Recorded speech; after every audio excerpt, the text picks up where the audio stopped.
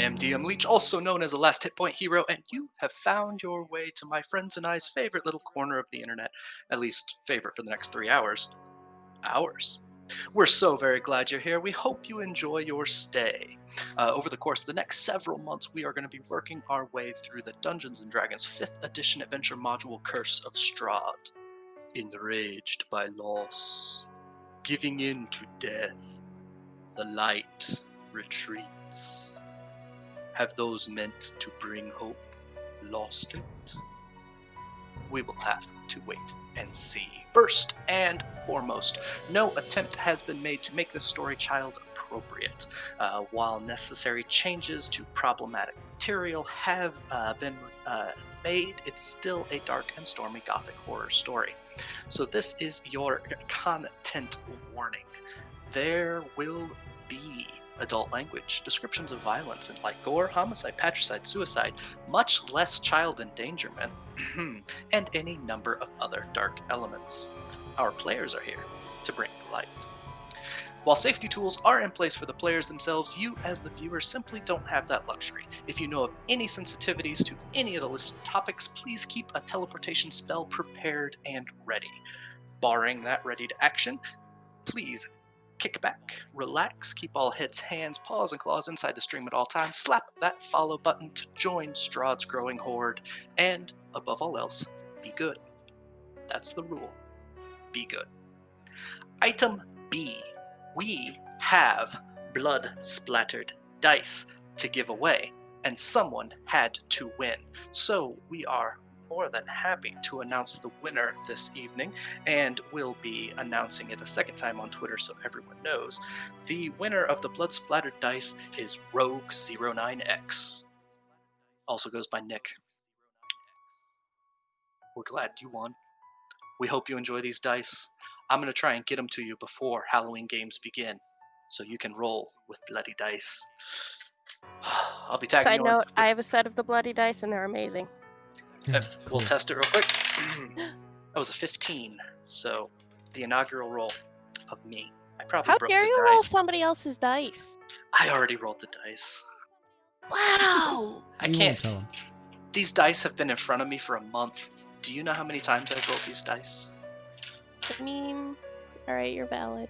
Thank you. That means you can blame him for every one you roll. It's true. Yes. Nick, he rolled all the bad juju, so you can blame him.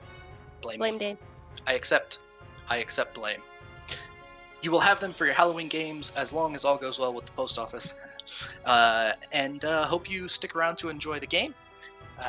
Number next, barring something absolutely bonkers, our players will be receiving their reading from Mother Ava tonight. I want to point out that the background for that fortune-telling table was made by Lugalok. Lugalok is a fantastic DM and content creator. Love shouting her out, love watching her stuff. Check her out when you've got the time over on TPK Roleplay, and buy her stuff from DM's Guild, because it is solid. The penultimate announcement is that we have crossed the 100 follower threshold. Yay! Thank you for being here. We're very glad you're here.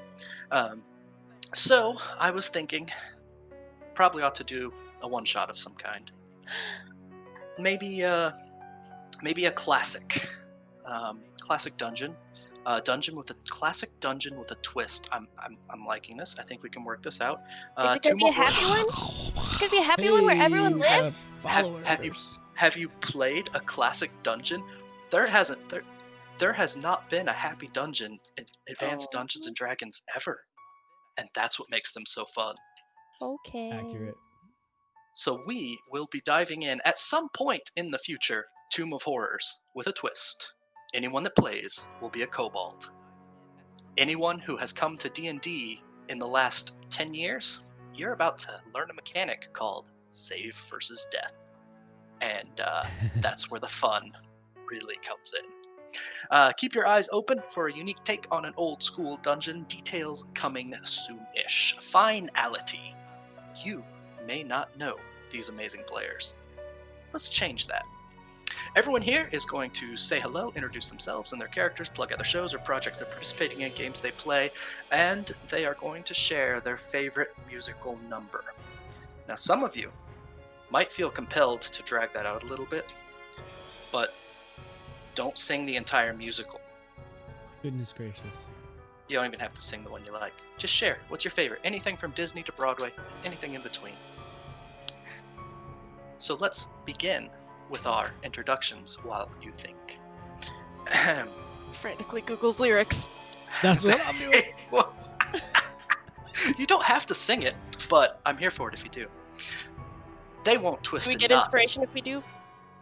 Uh, I'm a sucker for inspiration. I'll do anything for it. yes, inspiration if you sing a couple lines, and I'll take it away if... No, I won't. You'll get it. Sing a few lines and get it. They won't twist in knots to join your game. They'll say you make me mad, and if you treat them bad, we'll all say you're bad. It's NiferNif. Hello, it's me. I'm NiferNif. I'm playing Bright, the Artificer. I almost said Alchemist because I'm tired and I'm a little bit sick, so I'm probably gonna be quiet for a lot of the day. And also, singing is probably not gonna sound the best, but the song is so good that I want to do a little bit. It's from the Mean Girls musical, which is weird because I don't really like Mean Girls much. But yep, Corndogg says preach. Yeah. And because this is a grown-up stream and stuff, I get to sing the lines. Raise your right finger and solemnly swear, whatever they say about me, I don't care. Fabulous. Perfect. So, Niffer, who are you playing this evening? I'm playing Bright. I said the Tiefling Artificer. Sorry, I got distracted. Ooh. I also got Oh. distracted. Wait, The- this whole time you've been a tiefling? Tiefling! Bright thinks she's a tiefling. Bright We thinks all she's a see her tiefling. differently. We all Nobody. see. She doesn't. She's never encountered another Genasi, so she Right. doesn't know what Genasi are. Yep. So And she she's got thinks red she's skin, just a- so she's got to be a tiefling. I mean, she just come thinks she's a very defective tiefling. Oh my god. Yeah, that's been her whole thing this whole time. Look, if your character doesn't need therapy, did you even try and make a character for D&D? Excuse you? I mean, I'm in this post and I don't like it. Our Look- friends from TT2KB both they did follow, which is awesome. Thank you. But they also gave Wonderful. gave Nif a 20 for the performance roll. So there you go. Perfect. And I'm Continuing. sick too. No kidding. Imagine her healthy. Continuing. I would also like to imagine me healthy. And I hear a drunk girl singing along to Whitney through the door. I want to dance with somebody. And my feelings sink, cause it makes me think now there's no one to make fun of drunk girls with anymore, except the Noir Enigma. And I'm not in the bathroom even. Hi, I'm Noir. I play Uther, the Goliath Barbarian who lost his kid. You didn't lose it technically. It was stolen. There's a big difference. They took my boy, my son. Hi, you can find me on Twitter and Twitch as the Noir Enigma. I'm starting to stream a lot more, so that's cool. We're gonna actually chase the impossible dream of seeing if we can tackle this whole partner thing. No, not really. You can also find me on Mondays on Encounter Roleplay as Dr. RPG, and also on Mondays over at Cobalt Press where I play Lorenzo, the Paladin Vampire. That's fun. Beautiful, Who are you wonderful. playing tonight? You gotta sing your edited lyrics. All right, I forgot I was supposed to sing. I'm gonna sing an easier song because I'm lazy. So somebody has to stick up Somebody has to stick up for the South. Somebody has to stick up for the South. If there's a fire you're trying to douse, you can't put it out from inside the house. I'm in the cabinet. I am complicit. Watching them grabbing that power kiss. And if Washington is going to listen to discipline, this is the difference. This kid is out. Oh, Bam. I'm gonna sing something easier. Proceeds to rap an Proceeds entire to spit. Rapping is easier than singing. Yeah, sometimes. So we're going to hop past Corndogg for a moment and swing around to when he's. Oh, that's all right. Maybe. That's all right. Maybe. No, it happens. I was trying to mute myself and I hung up on accident. Corndogg, you see a light as it shines on the sea. It's blinding. No one knows how deep it goes, and it seems like it's calling out to her. Come and find her, and let her know what's beyond that line. I know she'll cross that line. It's Corndogg McGraw. Hi, friends. It's me again. Sorry I had to run away to go blow my nose. You probably saw me sneezing during NIF. Let's see.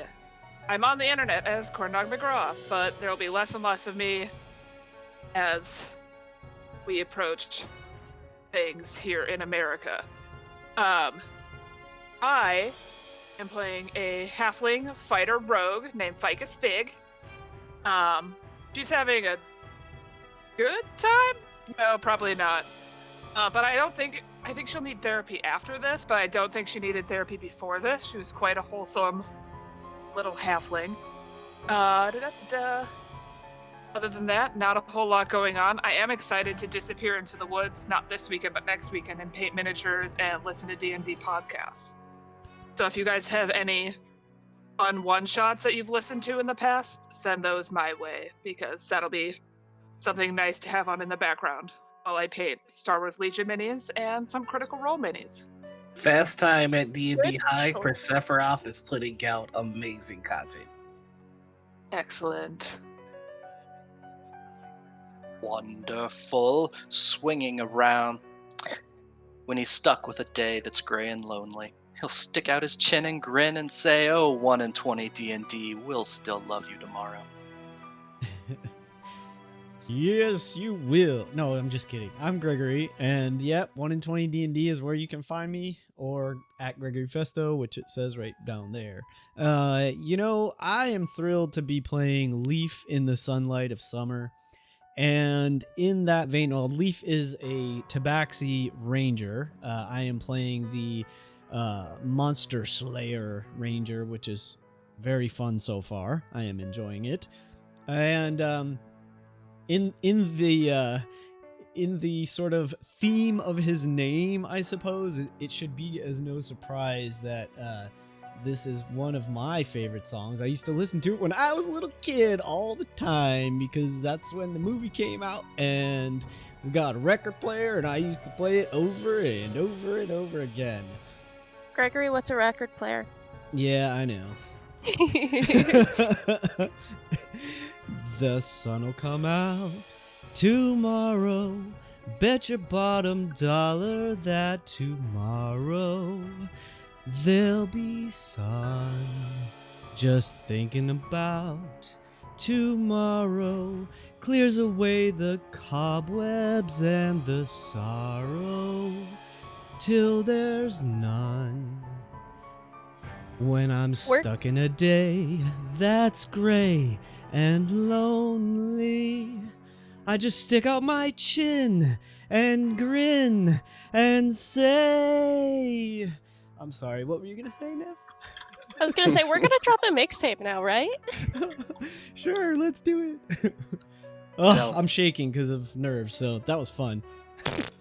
Oh, you great. guys are awesome. You're the party Musical with the episode. pipes. Musical episode. Except I can't sing. I'm flat. I'm flat and off key at the same time. I guess Why it went needs to to be a Christian party school? bonding episode. That's We'll why I just went to rap, Christian school. because everybody can rap. Because it's easier. Everybody can rap. Why weren't we all bards? I You know, am dying Shinobi, to we play. asked that question. Like, no joke, I desperately want to play in a game of all bards, because I just I'll think it would join. be super fun. Although Oh, I that- guess it's been done. What are the? Oh yeah, it was been done recently. Yeah, the girls did it. Somebody What's just did their it. They names? I can't think of it. Okay, Gregory? Satine Phoenix and her group, and I can't remember who they are, but they did awesome. The ladies. I present to you your idea of Party of Bards Yes. and Dane's idea of all kobolds. all All kobold bards. in a Tomb of Kobolds. Horrors grinder. I'm here for it. Kobards.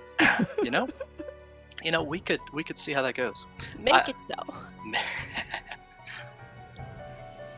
Last, but certainly not least, in our introductions, there's a hole in the world like a great big pit, and the vermin of the world inhabit it, and its morals aren't worth what a pig can spit, and it holds all the enemies of robotic gentlemen.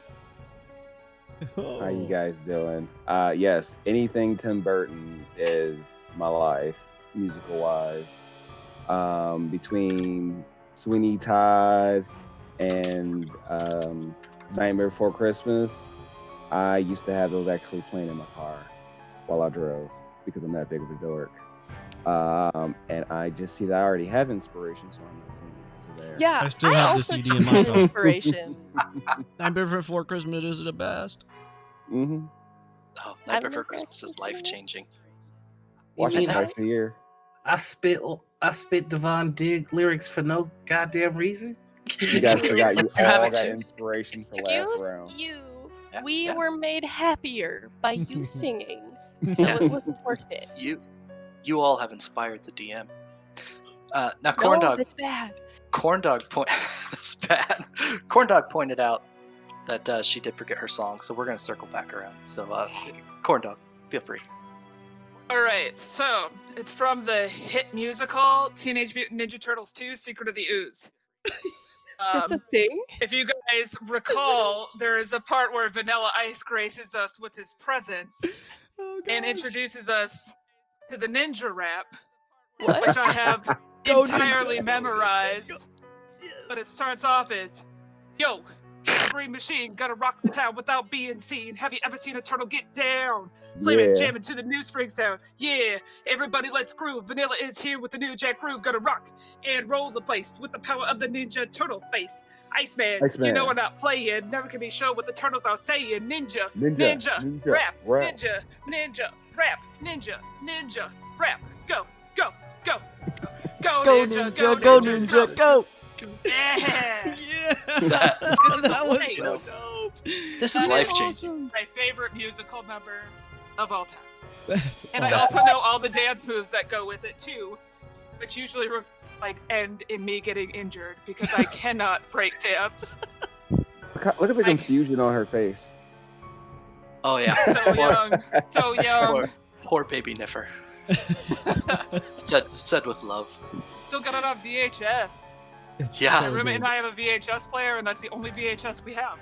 Is that Yeah. one. I feel like feel it's like- probably worth it.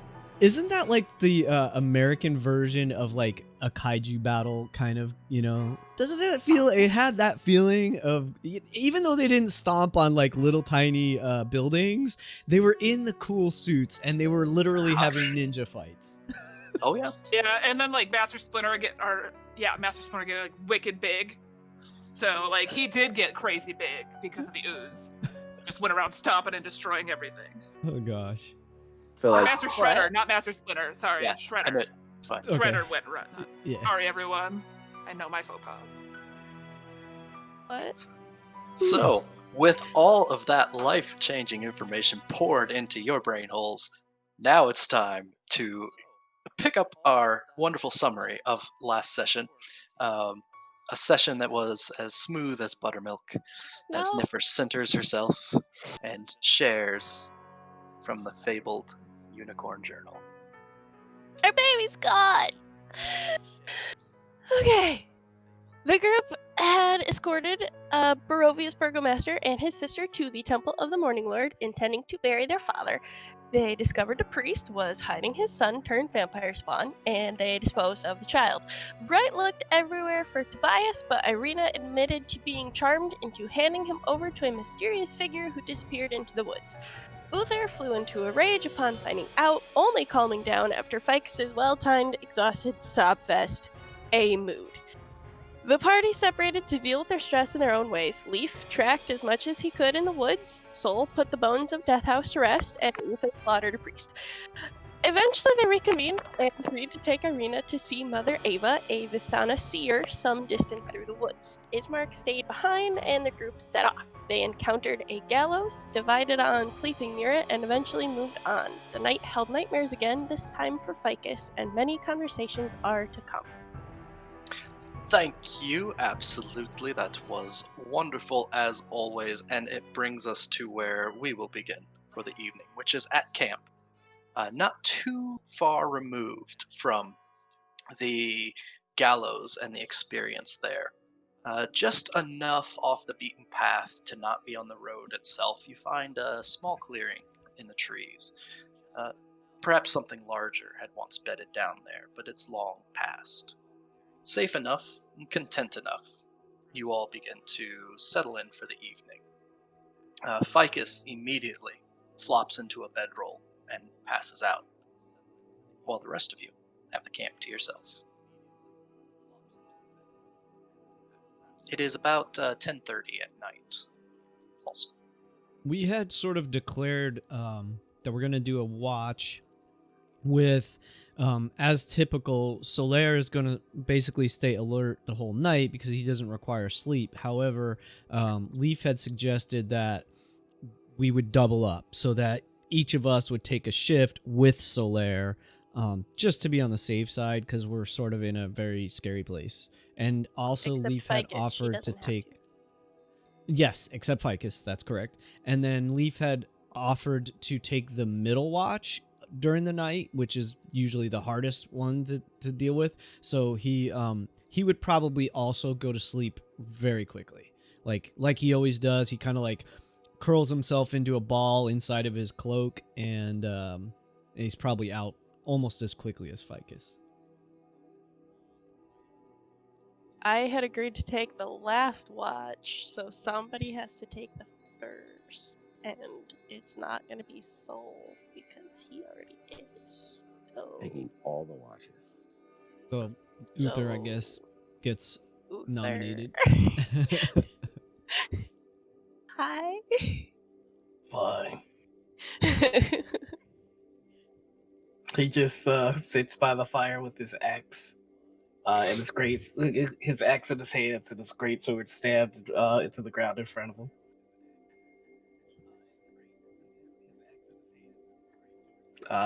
Just kind of praying throughout the night. Don't your prayers require murder now, though? Yeah. I'm a little concerned if you start praying. so just a few moments into the watch, really no more than 15 minutes in, Uther, you notice something that you've not seen yet. Your companions, Leaf and Bright and Ficus, are not sleeping soundly. They are kicking. They are grinding their teeth. There's whimpers. You can almost make out words. Leaf, who is so careful to curl up in that tight ball, has flailed out and is spread eagle underneath a tree. No one is resting well. Seeing that, he would,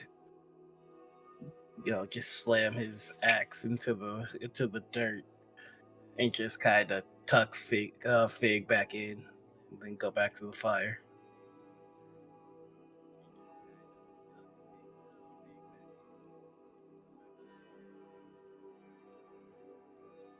Hello? About an hour passes, uneventful. The crackle of the fire behind you, the whimpers of your friends. Periodically, you find yourself standing up to tuck Fig back in, who is seeming to have the worst time of the three. If there's nothing that Sol wants to address, then I'll have you roll we'll have Uther roll a d20. No, sorry. You caught me in the wrong time. No, I didn't want to start this cold. That's the whole thing. He's starting off like that. Uther will just kind of look at Sol after some time and go, I'd imagine you would want to have a conversation about what was done, or was the punch suitable enough for you that we can move on. You know, some things that the church doesn't prepare you for example, the desecration of one of our own temples. I don't know whether I should continue in this groove or try to kill you where you stand. I would invite you to do either. For what it's worth, the church wasn't doing much in the way of good. And that we can both agree. I can't believe I've seen a pastor, someone of Lathander, who actually forsaken all of our teachings. Again, this is a country that's brought many surprises and turned my entire belief, not in my God, but the people who follow him upside down. I think that's the only reason I didn't use my hammer and just my fist. Fair. I don't think Lathander has a place here. I don't think that light is the solution. This place is decaying, but it cannot die. Because it is led by a being that apparently cannot die. What this land needs, what Donovan needed, what that temple needed, is what I can bring. Death. Yes. Death is a friend, so it is the one thing that unites all living beings. In life, we will find a way to embrace our differences. But in death, we are united.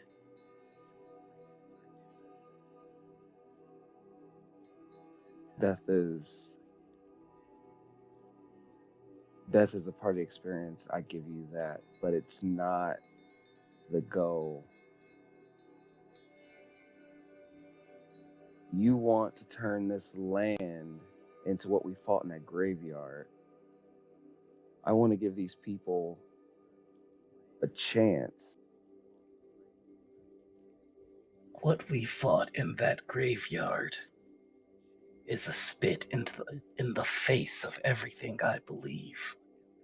What we fought in that graveyard was not death, but undeath. It was a cold shoulder to a warm friend.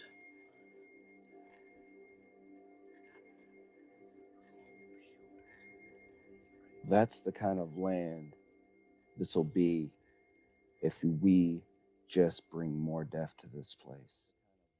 This place needs light. This place. Yeah. This man that rules. This being that they all hide from, that they cower from.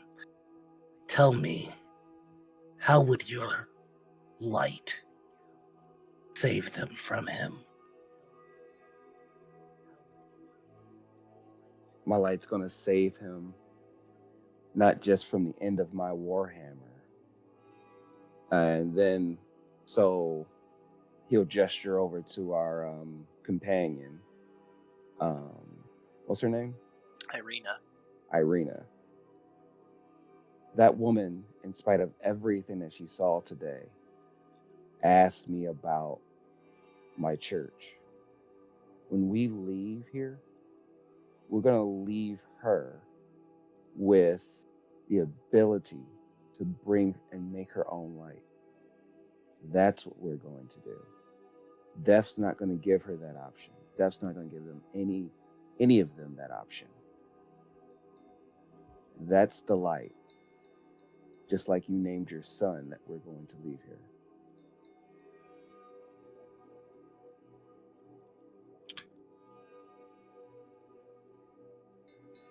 Now, from now on, we need to set some ground rules. I don't mind you killing, but you can't keep killing innocent men. It's not going to fly with just me, but I believe there's only so much even our companions are going to take. Was Donovan innocent, I wonder? That man was only guilty of being a father.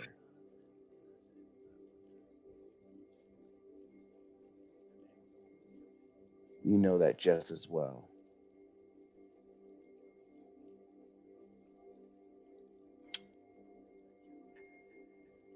He kept his boy in a pitiful state. That is not love, that is selfishness.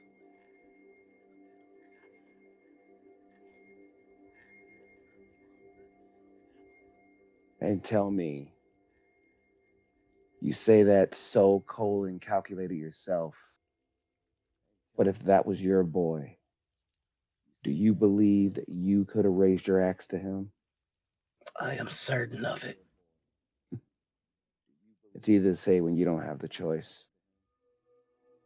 I've already embraced the fact that my boy is most likely already dead. I pray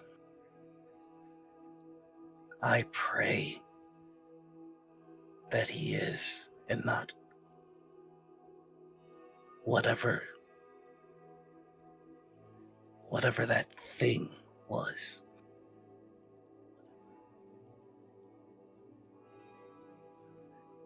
And I pray that your boy is found safe and sound, without a hair moved from when you last held him. That's the difference between my light and your death. Your light is just a means to an end. My end.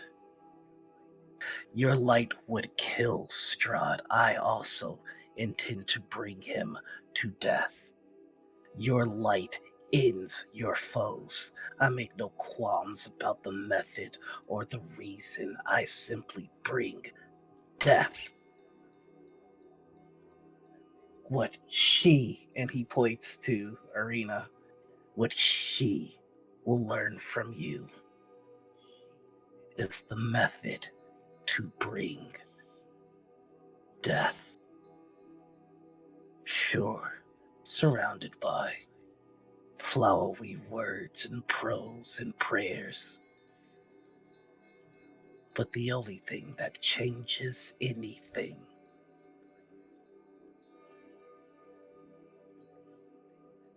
death.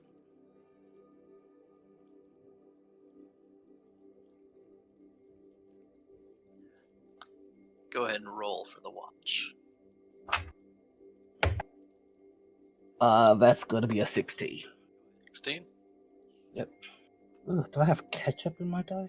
Yeah. Yeah, that's As- ketchup. As you come to the end of the conversation, there's movement on the road not too far away. You see in the darkness eye shine as a pair of eyes catch the firelight. About 5 feet from the ground, maybe a touch less. A creature slinks just close enough to be at the edge of the low light. You can just make out a lone direwolf, black fur, streaked in gray. It stops, looks your direction, and then turns to walk down the road. Can I attempt an animal handling check to just kind of? And after that, would this have caused the alarm to go off on my dagger? The alarm did not go off on your dagger. It does not wake up Ficus. I just kind of want to approach it. Sure. Give me an animal handling check. Trying to replace your kid already? That's 19. 19. Mhm. So the wolf turns to start walking away, and as you start walking toward it, Lancelot begins to whimper at your ankles. The direwolf turns and lets you approach to where just at the edge of the firelight. You can stand as close as you want. How close would you want to be? I'm gonna kneel down and pat Lancelot and tell him, "Go to Soul. I'll be right back." And I'm going to walk up face to face to the direwolf. The direwolf seems curious. It's interested in whatever it was you did to get its attention. Kind of absent-mindedly licks its chops, stares at you. I go in my pocket and I pull out some jerky and I hand it to the direwolf. It snatches it from your hand and runs, disappearing into the night. Good boy. And I just walk back. Lancelot curls up at your feet, and Leaf awakens to take over the next watch. Cool.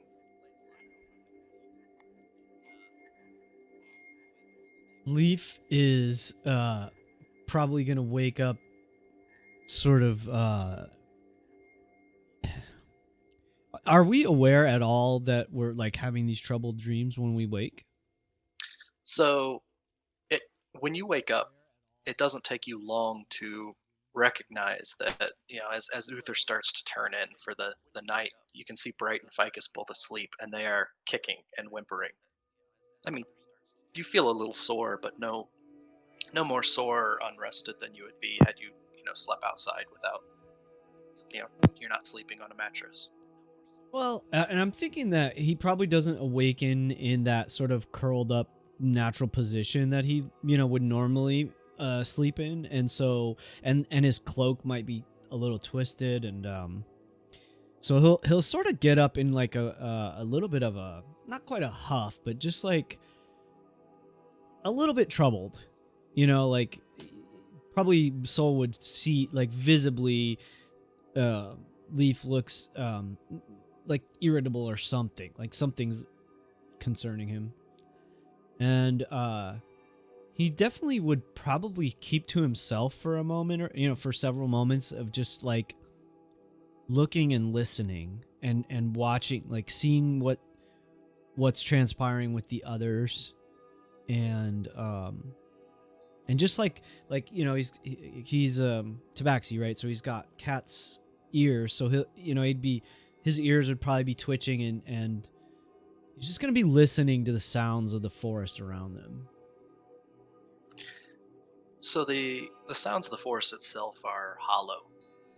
There are the same kind of night sounds you'd expect to hear: crickets, birds, calls, bats flying overhead, rustles that you don't know where they came from or where they're going. But everything seems muffled. As you look around, you see your companions kicking, whimpering. Even Uther is gripping his axe in his sleep tighter, wringing his fists along his grip. Even Lancelot the dog kicks in his sleep. Mm-hmm. And he would go. Oh, so after several minutes of this, almost like a standing meditation is what it might look like to Solaire.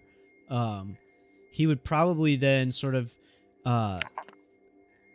take a look around, and then walk over to where Solaire is stationed or sitting, or however he is, if he's standing or sitting, whatever.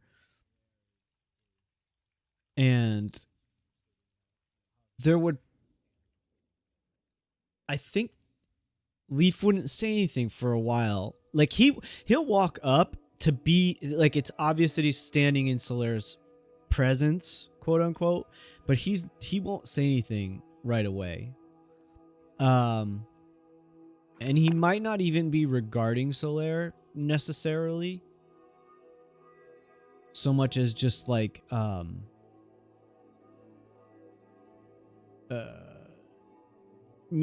being sharing a space. It's like he's just Sure. sharing the space with Solaire. And would Solaire initiate any conversation? Yeah. So Leaf is basically going to stand there for as long as you probably take to say something. Yeah. Well, I'll refer to the others and I'll say, you've all slept this poorly. Yet it didn't seem to affect you when you were awake, so I kept it to myself unless it became an issue. I gathered as much. My cloak was twisted, and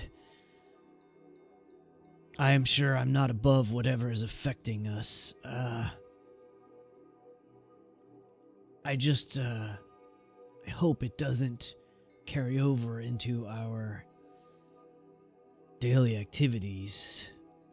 I imagine the longer we stay in this unnatural land, the more we'll be affected by it, and that concerns me. Well, for the time being, I've only known you all about 3 days yet. None of that has been the catalyst for any kind of major attitude adjustments. Interesting. Yeah. Speaking of which, what are your thoughts on this afternoon? I thought you might ask. I can say this, Solaire. My views of the world we all share are, by some accounts, probably rather simple. What we witnessed in that temple was unnatural, and I can't abide that. I think... You mean what we... do you mean what we found or what we left? That's a good question. Probably both, unfortunately. I think Uther acted rashly. I don't know that the priest necessarily deserved that fate. Although, a part of me would imagine Uther may have done him a kindness in ending his suffering. The sun definitely did not and could not remain. It was not living. And as I just said, that is unnatural.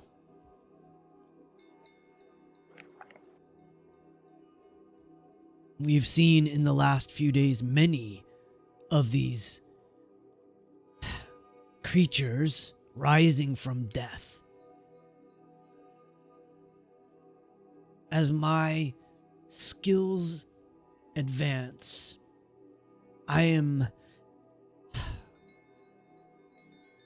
not necessarily to my liking, somehow becoming more attuned and aware of them. This land needs to be purged. I'm grateful that one such as yourself has come here. You are young. And that is, in a strange way, a blessing, because aside from your faith, which seems to be strong, youth affords an innocence which I feel is long lost in this land. Do you not find it strange that the only children we have encountered thus far, not even alive, or had been on the brink of corruption or damnation or whatever that foul thing in the basement was doing to bias the moat in the darkness.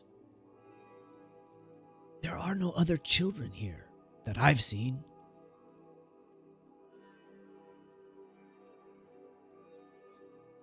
Yeah. Now that you mention it, I don't remember seeing any in town.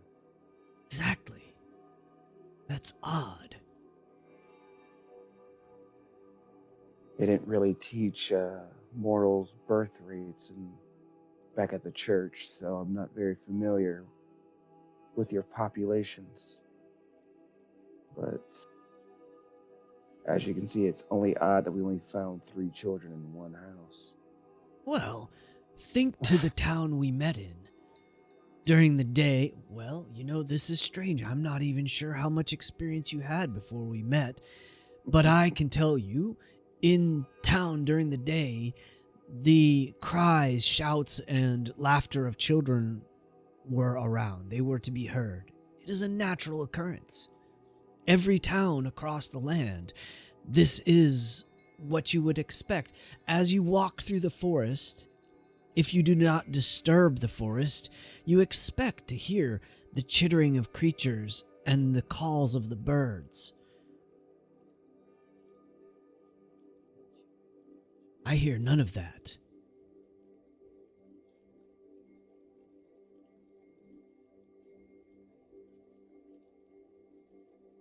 I understand, and what I fear is that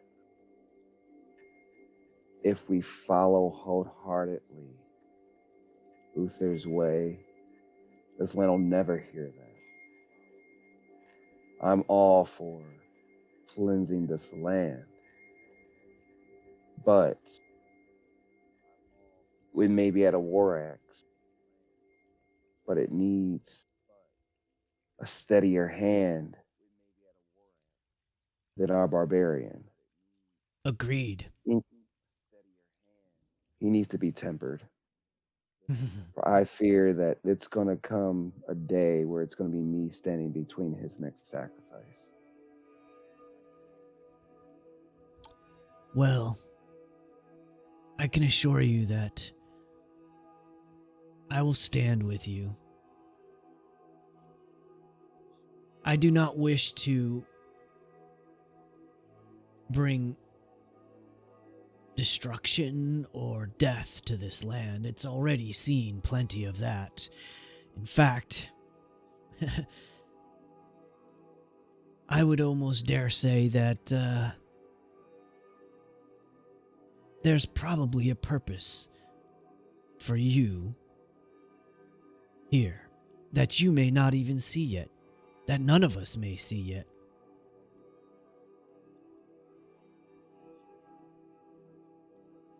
What I witnessed in the graveyard and in the temple by your hands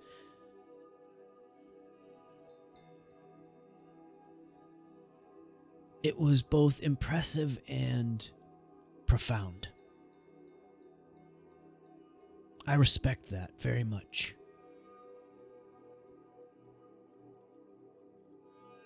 I think this little group of friends we have here, we can stay strong and sane in this crazy place.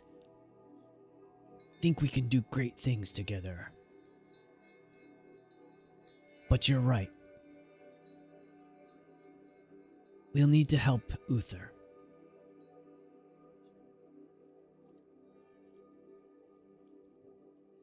He was probably more deeply wounded today than he may ever have been in the past, and he might not even be aware of it. So, Solaire of Lathander, I encourage you to stay strong in your faith. Your prayers will be needed, I am sure, before our work here is done. And if Solaire doesn't have anything else to say, Leaf would definitely sort of allow silence to kind of like fall between them at that point. Yeah. I didn't have anything else. So we'll let. As silence falls back over the camp, just the little crackling of the fire, just enough to keep warmth in the cold of the night. There's the occasional night bird, but nothing notable, nothing as expected. This is not a forest filled with life. It's a forest filled with emptiness.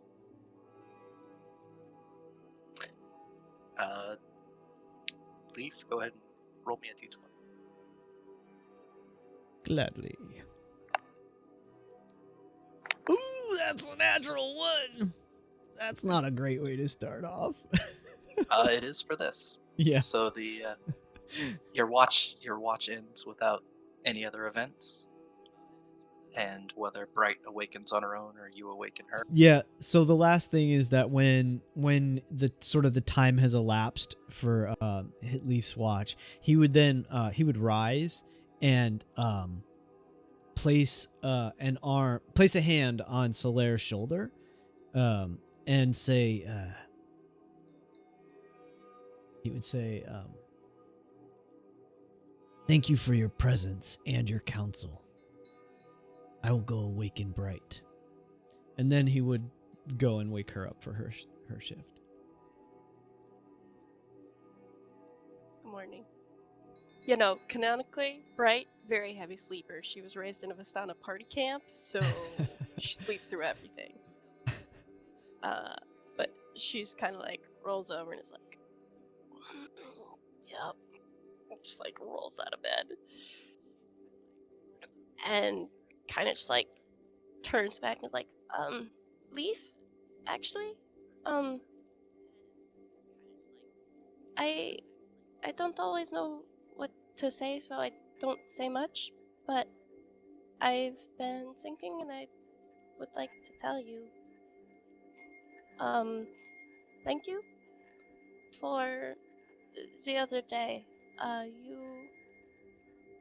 You were upset at us and you came back and apologized and told us how you were found. I was found as a baby too, and that can be hard. It can be hard to admit sometimes. Yeah? Because sometimes Yes. you feel wrong. Yeah, it leaves so many questions, doesn't it? Yeah, but the ones who found you, they wanted you. They kept you. They didn't have to, but they did. And they take care of you no matter how wrong you might be and how much you might not fit in. It's okay to trust people with that. And I don't think I have done very well, and I'm sorry. I have been trying to give people things that will help them, but I haven't done that with you, and I'm sorry. How so? I gave Ficus her boot that has been helpful in storing things, and I have been aiding the others with magic, but I have not done that to you, and I'm sorry. Oh, it's no matter.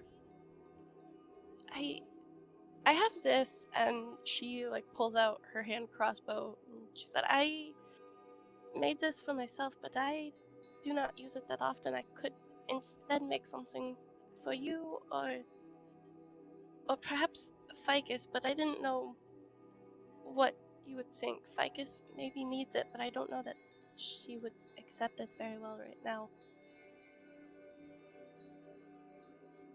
Interesting. I don't know. What do you think? Well, I certainly know how to use those weapons. Oh, it doesn't have to be this one. I can do it to any things that you want. I can fix some of your things. Tell me more.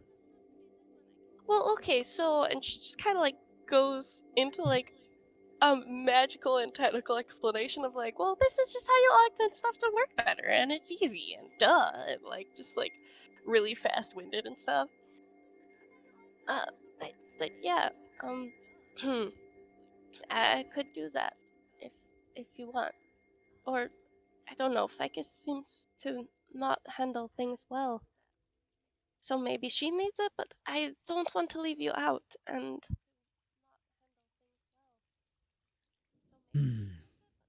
Well, you know, I'm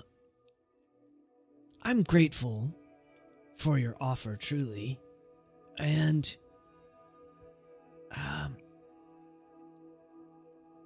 perhaps we could ask Ficus.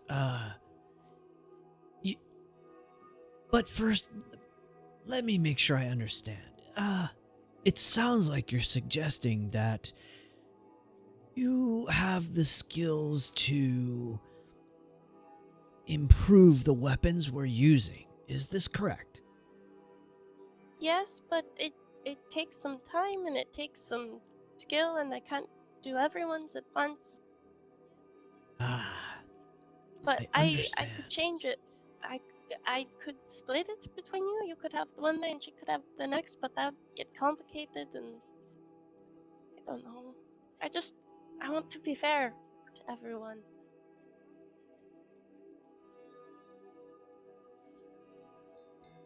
You know, you, Bright, Zelmnies, seem a kind-hearted soul to me, and I like that very much. I have all that I need, truly, and I am incredibly grateful for your offer. Perhaps your skills would help reassure our friend Ficus Fig of the Forest. You don't think that she will think that she's needing additional help because she's not doing enough?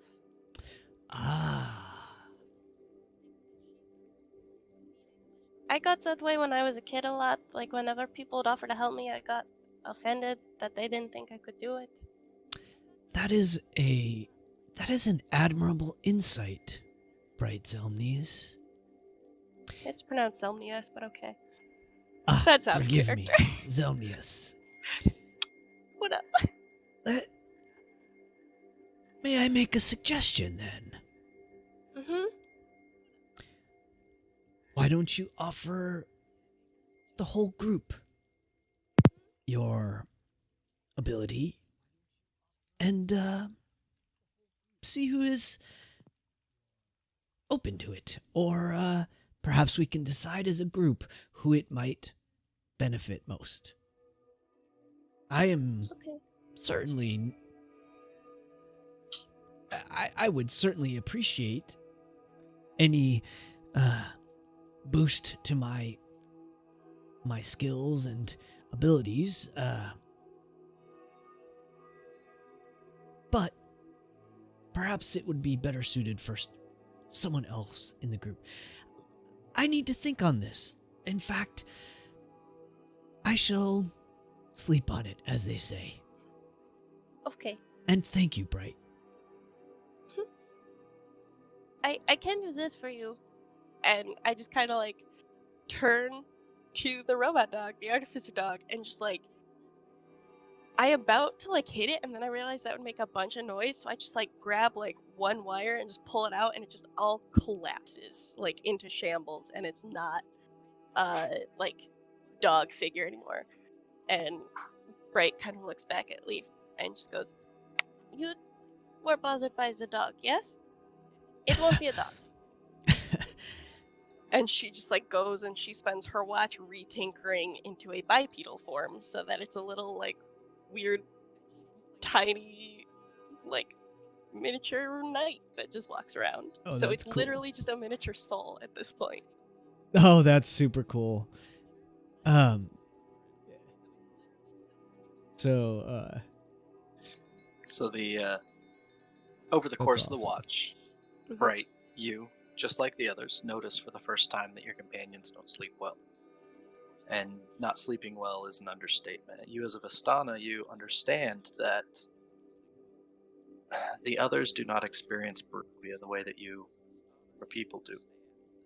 That there is a weight in Barovia that the Vistana don't carry the same way, or the Vistani don't carry the same way. They experience that differently.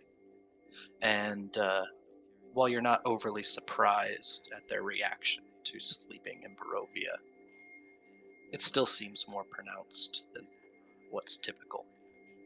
Especially Ficus, who seems to be having a very bad evening at a very inopportune time, as everyone is talking about what Ficus is going through. Do the Vistani sleep like this, or do they sleep soundly? You sleep sound. So I'm used to very sound sleeping. You're used to sound sleeping. I'm just kind of gonna like make eye contact with Soul, like across the campfire, and be like, "So I like this." To an extent, you all were. Some nights were worse than others, but basically none of you slept well, but none of you seemed to react to it in the morning. Okay. I'm deeply upset by this, and don't really talk unless Soul talks back. Don't have to if you don't want to. Just offering Yeah. the opportunity. Yeah. Go ahead and roll for the watch, right? Hey, I'm gonna roll my dice. Come on, bad roll. I did roll a 1. Okay. So there's some quiet thunder Best in the time. distance, but nothing nearby, nothing ominous, just something further away. Probably coming from Castle Ravenloft itself. Morning begins to come. The weak light of the Barovian sun begins to break over the horizon. It's still probably an hour and a half before full sunrise. But the day opens. Ficus, you wake up with a start, having had the nightmare that we discussed last session. The good news is, all of your hit points are back. Everyone got an extended rest. And yeah, so that is the good news. So it's an extended rest for everyone, but because you pushed so hard yesterday, I need everyone to make a Constitution saving throw. Come on, no ones this Here time. we go. Oh, why'd you say that? 1 in 20 Did you just right roll there. another 1? I rolled a 1. I'm so sorry, my dude. It's all good. I rolled I a don't nat. mind. I rolled a nat 20. How do I have a Nice. Constitution That's this 2 high? natural 20s. That's 2 natural 20s and 1 Solaire natural got 1. one. Yeah. Welcome. I got a 17. Okay. I apparently have a +6 to Constitution. Actually, 2 natural 1s and 2 natural 20s. Amazing. What? Life Wow. changing. Good job, everybody. I'm fueled by murder. Mechanics wise, the march deep into the night yesterday was harder on some of you than others. And Ficus and Leaf, you both have 1 level of exhaustion. I'm okay with this. I mean, all of your skill checks will be at disadvantage. If you Until want you- on your character sheet, you can go to the gear and the very bottom of general options on the right, you can show it and it'll give you the info. When you guys awaken in the morning, Bright, you know that you're only about 6 miles away from the Zerpool encampment. One thing out of place does happen in the morning. When Ireena wakes up, she goes over to Sol as he's beginning his morning prayers to prepare his spells for the day. And she walks up to you and just goes, May I May I join you? Of course. Of course. Should I repeat or be quiet? What would be better? Well, how about for now you just learn? If you feel comfortable reciting them, be my guest. So over the course So, of... Oh, yeah, go. Yeah, Go with you. actually, I have a book. Let's see. So Solaire just looks up at the rising sun and simply says, "It is dawn, O seeker of light. What is thy first duty? I shall say a prayer to the light. We welcome you, my morning Lord, and we honor you to this day, celebrating your light as we partake in our journey once more. Great and powerful, the sun is your blessing and shows us your way. Thank you for your gifts. Thank you for your ward as it touches in each of our cores. Shining down on the land, many things grow and bloom. Your love is within our hearts, O Lord the Sun. We honor you, Dawn Lord. You are our beacon that casts away the gloom. And we devote our days to you and the darkness that we shun." And then he looks up and gets ready to go. She watches quietly and follows behind. While she's actually watching, I would like to sneak up behind her and Saul while they're praying. Very intently staring at Rapier on her side as I want to go and, like, right as I hear Soul finishing his prayer, I want to snipe her sword from her and essentially grab that one to hold mine and hers, like, both at her. Okay. There is... give me a stealth check. See if she notices you coming at all or if she's too enamored. That is a 24. She has no clue you're there, and in a moment, Ficus has her under the knife. What is this? What is this? When Currently- Uther sees this, can he walk over with his axe as well? I'm going over and trying to defuse.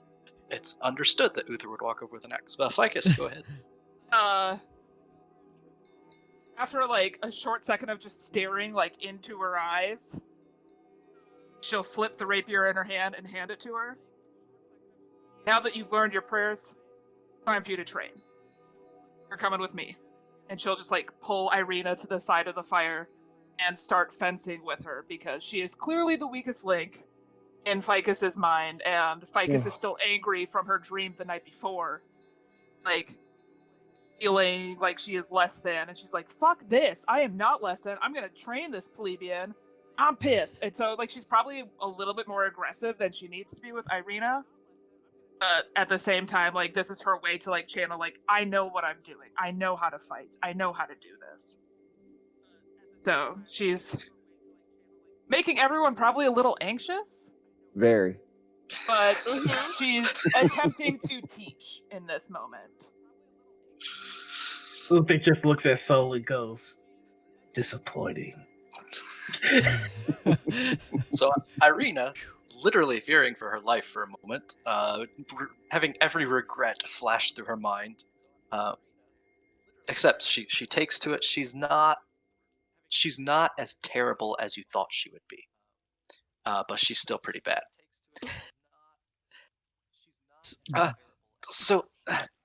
This, really? I can't. Okay. Should I step forward or back, or how does this work?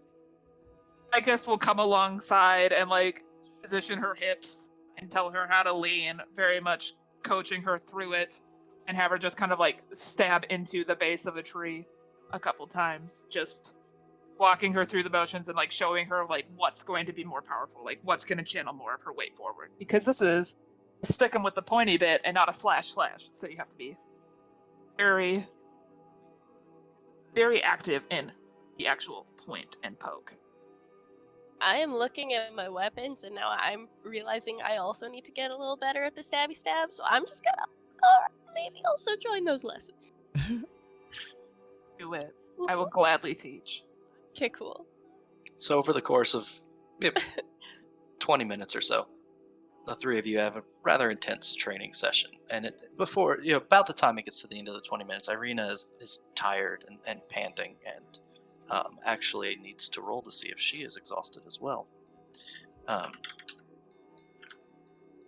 Fig, if you get tired with training, I'll be more than happy to spar. Fig will turn to Noir with her pointy bit sticking towards him. Not To now. Noir? Or not Noir. Sorry, Uther. It just not now. Okay, it happened. Very focused about this because she knows it's gonna go crazy if he interrupts. And she's just trying to give Ireena the lessons. She can't think about more than one thing at one time right now because she is also exhausted. She takes to it well. It goes well. About the time the training session wraps up is when the sun has crested over the horizon. And it's a short walk downhill to get to the Zare pool. I show you that when I have rebuilt Merlin, I think is what we're calling the robot dog. Nice. He's bipedal now, but he still has a little foot straps backpack type carrying feel that you can step into and ride him, Ficus. Oh, second What? important note. So Ficus, while you were eating, you pull out the last of the food that you had stashed away that hadn't gone badly. So you had 5 servings of food left. Ireena is eating some kind of trail ration she brought with her, but your food from the masquerade a few nights ago is now all gone. Down to rations it is. Would Bright, I be able to very look much... around the forest at all for food? Just kind of looking around, seeing if there's any berries or any leaves that I know are edible or anything like that. A cursory glance, no. If you want to devote an hour to it, you can We head have a out to try ranger. and Why find don't we food. just make him do it? Ah. Sorry, Gregory, but... Oh no, I'm happy. It's all good. So Oh, I have purified food and drink. Could I use that on rotten food to make it okay? Probably. I'd at least Got give you another so day out much of it. of it. Oh no, it got tossed out at the Yeah, Zeth we house. tossed It it was, out. We it, toss a lot. it was But poured out amongst tears, if I recall that correctly. There was Yeah. there was mourning. There was more mourning for the rotten food from the boot than Bordanovich. So Yep. we could, if you like, we could follow the trail, but stay in the forest, and I can forage as we walk. It will not slow me down, and I can probably help you all as well. It also won't slow me down. Awesome. I love our nature peeps. So Bright, I very much approve of the new creation. May I ask? And I look pointedly at Solaire, and I say, did you have a model in mind? Well, there's only so much I can do with the materials that I have, okay? Soul wanted it, and so did I, and so we compromised. The likeness is remarkable. Well done. Don't ever Soul talk to me picked up about on our it. son again. No, you can make an insight check, but Leaf is being genuine. No, I believe that. He absolutely seems amused and somewhat joyful, I guess, if you would. So go ahead. Either Ficus and Leaf can either both make survival checks, or one of you can make it with advantage, and we'll do that on the way to Zare pool. Ficus wanna assist? Both of these will be with disadvantage, so... Yeah, you guys are at disadvantage right now because you're Well, both so balancing. if you assist, I get a Oh. straight roll. If you assist, Yeah. he gets a straight roll. Perfect. Let's do that. And let's see, we I'm should helping. do that. Oh, that's a lot of whole text, but basically I'm it says also proficient in this. I don't know if you are. yeah, That I helps a am. lot. It won't slow us down, basically, is what it Yep. means. So here we go. Hey, that's a 21 survival. Go ahead and roll a d6. Okie dokie. 5. 5 plus your wisdom mod is how many pounds of food that you found. It's basically a pound of food per person per day. So 7 pounds of food it is. go ahead and add that. And as you are picking through the forest, there's not a huge number of berries. You find things like roots and edible barks, and just odds and ends like that. You Mhm. you probably nail a emaciated rabbit or two along the way. Yeah. But they're not in good condition. They're No. The not. text does say twice as much food as you normally would. Yeah. Does that mean that's doubled? I'm fine with Uh, 7, but No, Okay. if you found twice as much, it'd be 14. That's fine. yeah. All right, cool. Did somebody already write that down, or shall I? Put it in the I boot. got it. I'm putting it in the boot. Thank you. Sorry 14 that I made pounds you of track Robotic inventory. Yeah. So Leaf is mostly going to be getting wild edibles more so than game, just because the game is probably harder to come by. If he could get a rabbit or a bird or what have you, he definitely would. But then he's also going to get things like wild onions and like you said, barks and root tubers and that kind of thing. Also, he'd be looking for things like certain pine needles and that sort of thing that he'd be able to make teas and that, rejuvenative kind of teas. And again, nothing like, I'm not talking alchemy level stuff, but just, that sort of like sustaining things that you find in the forest. Sounds great. So after 2 more hours of foraging and travel, the road gradually disappears and is replaced by a twisted, muddy path through the trees. For a while now, you had been following a rather large lake to your east. Bright knows it to be the Zerpool itself, and about the time you saw the lake, you saw the encampment not far away down the road. Deep ruts in the earth are evidence of the comings and goings of wagons. The canopy of mists and branches gives way to the black, boiling clouds of the sky. There's a clearing, next to a river that widens to form a lake, 2 miles across. 5 colorful round tents, each 10 feet in diameter, are pitched outside a ring of 4 barrel-topped wagons that look incredibly familiar. A much larger tent stands near the shore of the lake, its sagging form seeming to have seen many storms in its time. And not far away, 8 unbridled horses drink from the river. The mournful strains of an accordion clash with the singing of several brightly clad figures around a small fire where breakfast is cooking. A footpath continues beyond the encampment, meandering north between the river and the forest edge. Unlike your last encounter with the Vistani, this one feels much more somber and bright. Although the Vistani always bring their homes with them, there are few places in all the plains which feel more like home than right here, on the banks of the Zerpool, amongst the wagons of your family. I have a black screen. Oh, sorry. Bright is 100% the last person in the group and like dragging feet at this point.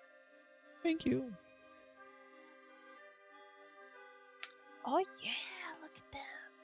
That's cool. As you start to get close enough, 2 old men, Tobar and Gunari, who are working at one of the wagons nearby, just happen to look up. What is that? Oh, it is the little mademoiselle! Oh, Ficus! Ficus! Oh, come on. Where have you been, mademoiselle? Welcome back! Welcome back! Everybody kind of turns and faces, and they wave and they greet you all and gesture for you to come over and join them. Ficus instantly goes to where they're cooking. Oh, you are hungry. And just starts smelling. It is perfect. Yes. What would you like for breakfast, huh? You have something warm? Always. And I'll have all of it. they start working on the food. Stanimir walks up. Hello, all of you. Welcome back.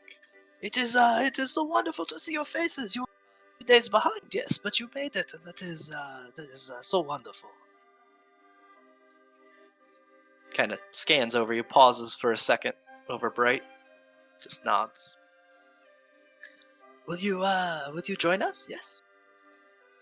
Of course. Has there been anyone new in town? Has anyone passed through with a child? You are looking for a child? That is interesting.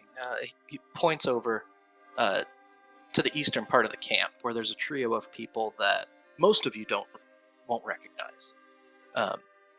Bright, you would know the name of this person if it came up, but you don't know them on sight. Stanimir says, yes, Aragol, he came from Vallaki. Said that there was a child missing from their camp as well. Perhaps you would know more? So like Uther just walks over to that direction. Leaf will follow him. Stanimir, Monsieur, is Grandmother Ava around to, talk, perhaps? Mother Ava has not risen for the day yet. Yes, she is getting along, yes. Our friends think that maybe she could be of some help locating our child. And I just kind of like motion back to Ireena. Stanimir looks over to Ireena. Yes, I am certain that she will want to speak with you all. Yes. So Leaf and Uther, you walk up to a trio of individuals. One has this very finely sculpted and sharp goatee. Another full beard. And the third has the entirety of their face covered. Only their eyes can be seen through. Nothing more than dark skin and white eyes is showing. When you get near the completely covered individual and the bearded one, take notice of you. Hello? Have you seen a child come through, or I was told that you might know more? Aragol kind of swings an arm over the bearded guy, and he already has a wine bottle that's been opened.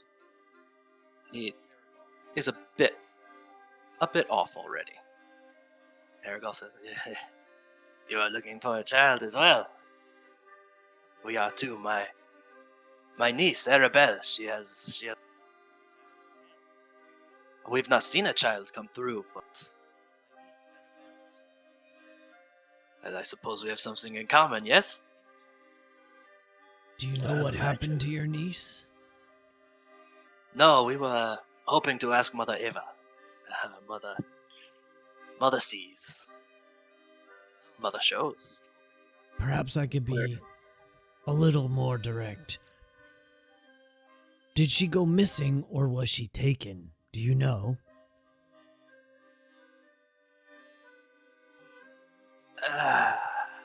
No. It's unclear. Where's Mother Ava? Mother Ava sleeps. She will arise soon. He points toward the larger tent. About the time he does, the flat parts, and this old, withered woman deep black skin, hair twisted, ending in beads, with feather tokens, comes out with 2 canes and sits on a stool outside of her tent.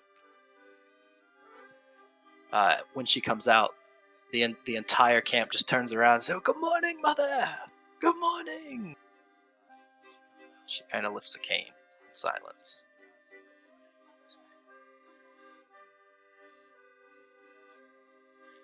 Stanimir, he walks over to the center where breakfast is just finishing up. Bowls are being handed out. Ficus is into probably a 3rd serving by now, would be my guess. And he says, we simply cannot have visitors without a story. What yarn shall I spin today? The tale of Grandmother Wolf, perhaps, or something less tragic. What say you, mother? What story will it be this morning? She looks up and looks around at the group of you. Her face pausing for a moment on each of you in turn. And she says, "Tell them of Grandmother Wolf. You, girl." She points with one of her canes toward Ireena. "You are trouble." She puts that cane down and points at Uther and says, "You are very troubled. That I see. Show a moment's patience, and you'll be rewarded." Points back to Ireena. "Come. The rest of you, listen to my son." Ireena walks over and goes into the tent with her. Stanimir. Her face rests on you, but doesn't go much further than that. Stanimir turns to look at you all and says, "Aha, Grandmother. Listen to my tale. For stories teach, stories tell, stories learn from us as well." He twists his hand like he did when you met him in Faerun. And the fire underneath the cook pot grows, leaps 5 feet in the air, encompassing it in green. Grandmother Wolf ran fast and free, but never had a guarantee for food. Despite her teeth and her pack, odd winters would blow down from Mount Gakis, making prey scarce and bellies long. In the midst of one especially bleak winter, a fat young dog pranced into the valley. Kalaro comes by on all 4s. "Cousin!" howled Grandmother Wolf. "You look so fat and strong." "Oh, but I am!" The dog barked in return. "I see from the look of you the weather has been harsh. Come with me. Leave your pack behind and serve my master. You'll never go up gray again." Grandmother Wolf turned. It is true. I am old. Perhaps more burden than blessing. I will come with you. During the journey, Grandmother Wolf noticed marks on the neck of her cousin, the house dog. So she asked him, how could that come to be? "No worries," says the dog. "That is the place my collar rubs when my master chains me at night." Concerned, but appeased, the pair continued down the road. Seeing in favor a paw on the walk, she asked too, what is wrong there? "No worries at all, Grandmother," says the dog. "I was too slow to heel and my master kicked me, but I'll not be so slow next time." Now growing worried, Grandmother Wolf looked back to the woods, longing for her pack, despite the hunger they faced. But by now the two were nearing the dogmaster's home. Noticing his tail ceased wagging and his head drooped low, Grandmother Wolf asked why. "No worries at all, Grandmother," says the dog. "I'm happy enough, though I do feel so alone." "No thank you then, cousin," said Grandmother. "Too late," said the master, rounding the corner. He snatched, chained, and collared Grandmother Wolf. "Servant or cloak, either way you are mine." Stanimir twists his wrists and the flames crawl back down. Tell me, friends, what do you learn from this story? You, Have- Ficus. Have I heard this before? You have. You would know the story well. Cool. I will DM you the answers he's about to say if you want me to. No, it's fine.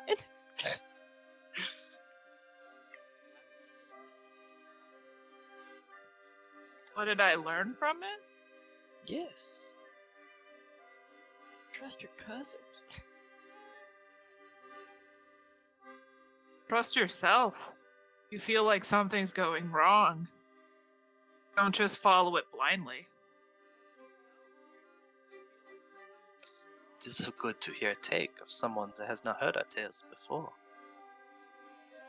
What of you others? What do you learn?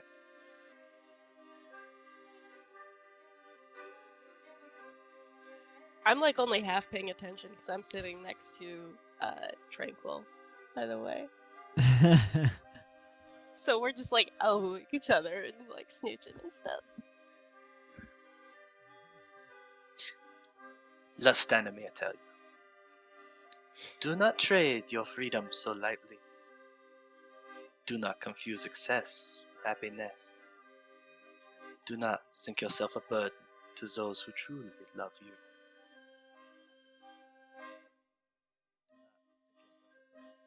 As he reaches the end, Mother Ava, Ireena comes back out of Mother Ava's tent. Mother Ava sent me to ask for the lost daughter. Who of you is that? Oh. This Tranquil pulls one of Bright's braided pigtails. I just like push him. Ficus is looking over a bowl of oatmeal directly at Bright, just staring very intently. I just shove Tranquil one more time, like stand up, like okay. And just like. So you and Ireena walk to the tent. As you enter, it's dawn. The light is bright within. But the feeling is heavy. It's not quite ominous. You've been in Mother Ava's tent before. You've seen what it's like in her day-to-day. Magical flames cast a reddish glow over the interior, revealing a low table covered in skulls, candles, and a small worn rug. Glints of light reflect from a crystal ball set to one side. Sitting before you is an old and withered figure, face and hands telling a tale of years beyond counting. Twists of silver gray hair contrasting sharp with the black of her skin. Fingers and neck and ears festooned with gems and jewels of all kinds and colors. But most notable are her eyes. Eyes you know well. Speckled cataracts resembling stars in the night sky nearly encompass the entirety of her dark brown irises. And with a voice as dry as a raven, she sniffs and tilts her head. At last, arrive. You are the one who wanders and wanders. You look so much like a granddaughter of mine. I'm sure she loves you very much. I'm sure one day she will. You are part of this reading. Your fates intertwine. One question may be asked to clarify her design. The wrinkled hand reaches forward over a set of 5 cards sitting on the table. Ireena is quiet, watching with anticipation, eager to see what will come. Mother Ava's hand passes over the card to your left, and seeming not to move at all, it turns. The first card speaks of history. If you seek to know how to remove a curse, first take the time to learn how it was dispersed. The hand rubs down the card from top to bottom. It's the 3 of coins. A tradesman.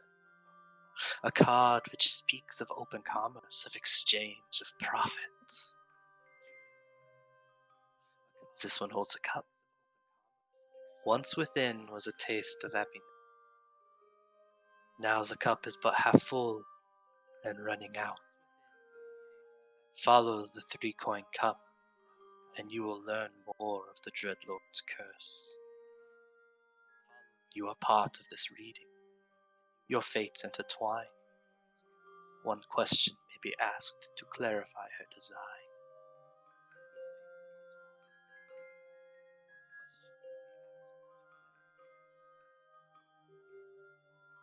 Part of me just really needs to ask, what did it cost? Just because I need the endgame reference, but I don't know what to ask. People help me out. You are on your own. No, I'm asking out of character. Niffer doesn't know what to ask. Bright's smart enough, Niffer's not. Well, I want to say thanks for the raid while we have a moment. Yeah, thanks for the raid, everybody. Oh, we got raided. That's awesome. Yeah, 14, Wonderful. what up? Oh, hey, Them- TPK. So, Look at Hey, them TPK. emojis. Hey, Sarah. Sarah, yeah, is Luca around? Because she will recognize Rug.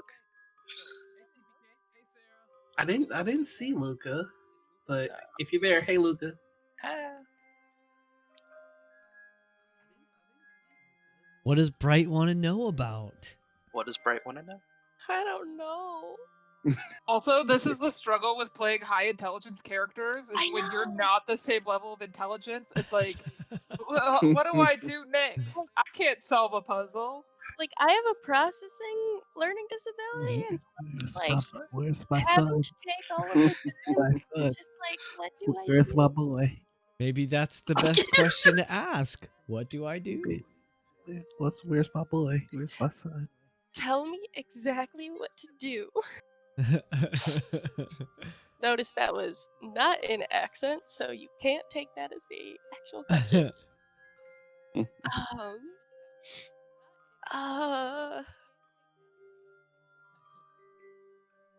Okay, so she said, learn the history before you approach a challenge. Yes.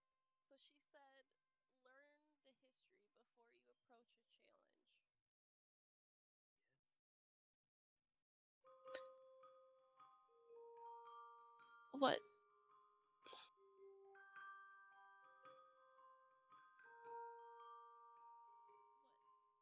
What should we learn about the Lord to free people from his hand? And I'm thinking of Tobias. I don't know if I like. I don't know. The grip of the Dark Lord is tight. When you know his story, you know how to loosen his fist. The book will tell all. Remember these words. No matter the weaver's pattern, stand on your own feet, on your own terms. When you are at your lowest, seek out the other who suffered your fate. Send me the holy man. Ireena kind of nervously shuffles. It's a rather small tent. I will pick that all up in the VOD. I'm past notes now. I can't do this. That was We too need much. the replay. Yep. Ireena kind of looks at you expectantly. The holy man. I think she means soul.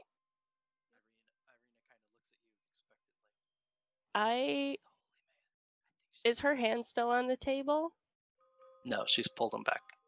Okay. And she's like across the table, so I can't like reach out and touch her or anything, right? Not so easily. I have to hug, okay? Fine.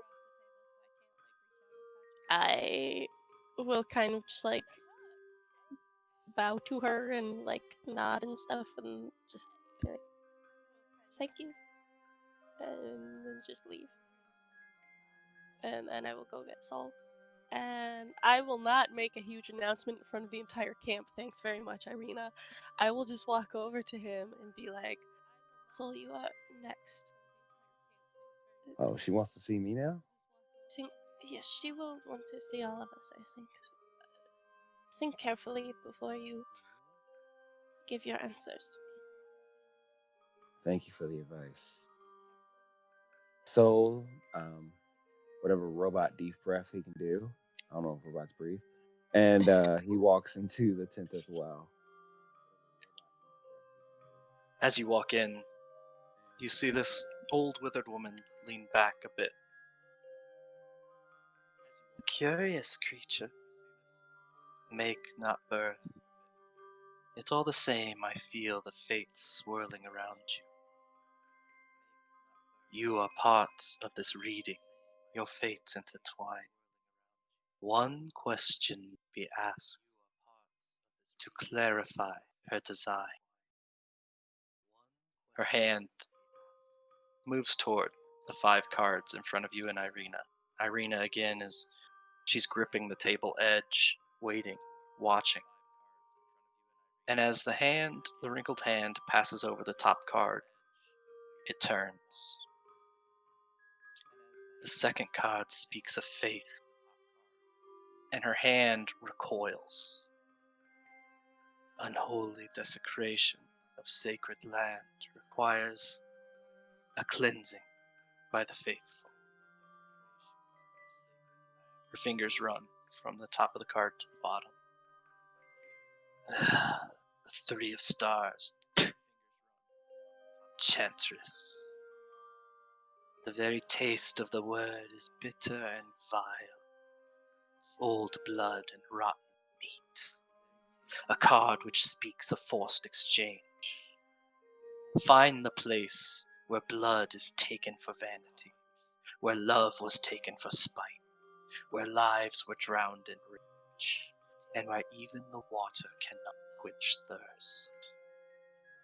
Search beneath a monument, and a wrinkled finger points to Ireena, to her death. You are a part of this reading, your fates intertwine. One question may be asked to clarify her design.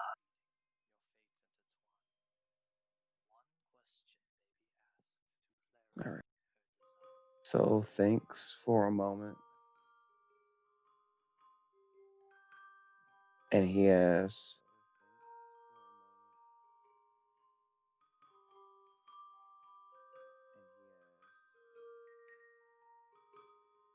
where is this monument that I must seek? The monument rests in a graveyard consumed. A stone, not mocking life, but not celebrating it either. Disappointment and forgiveness are harsh colored, but if used together well, they may paint a glorious picture. Send the one enraged by loss.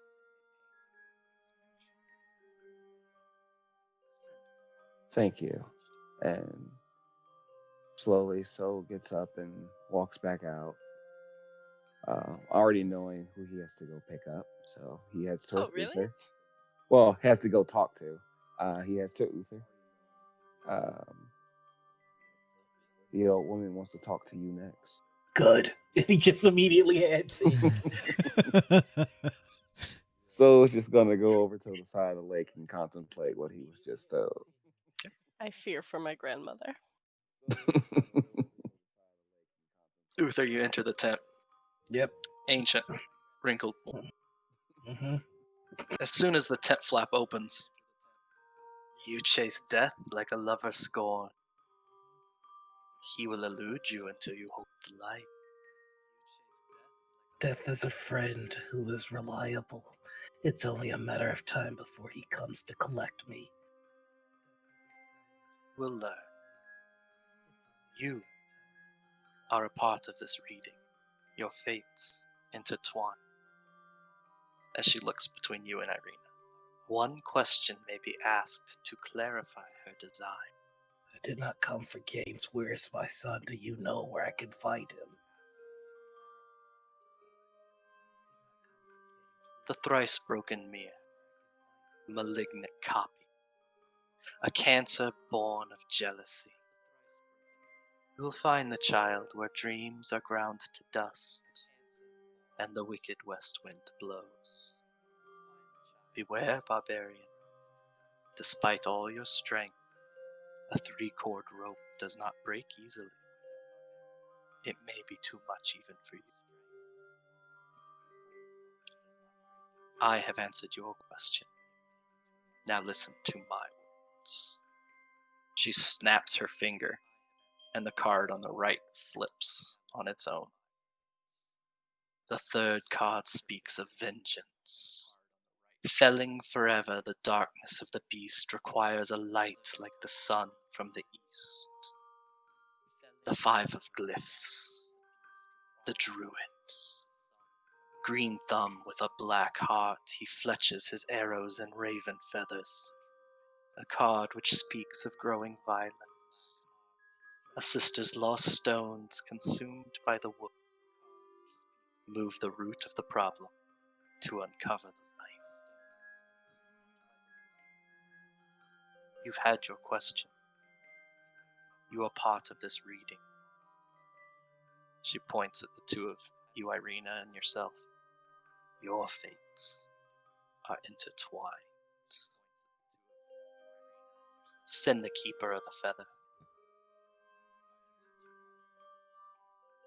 Just walks out. Looks at Summer. Go.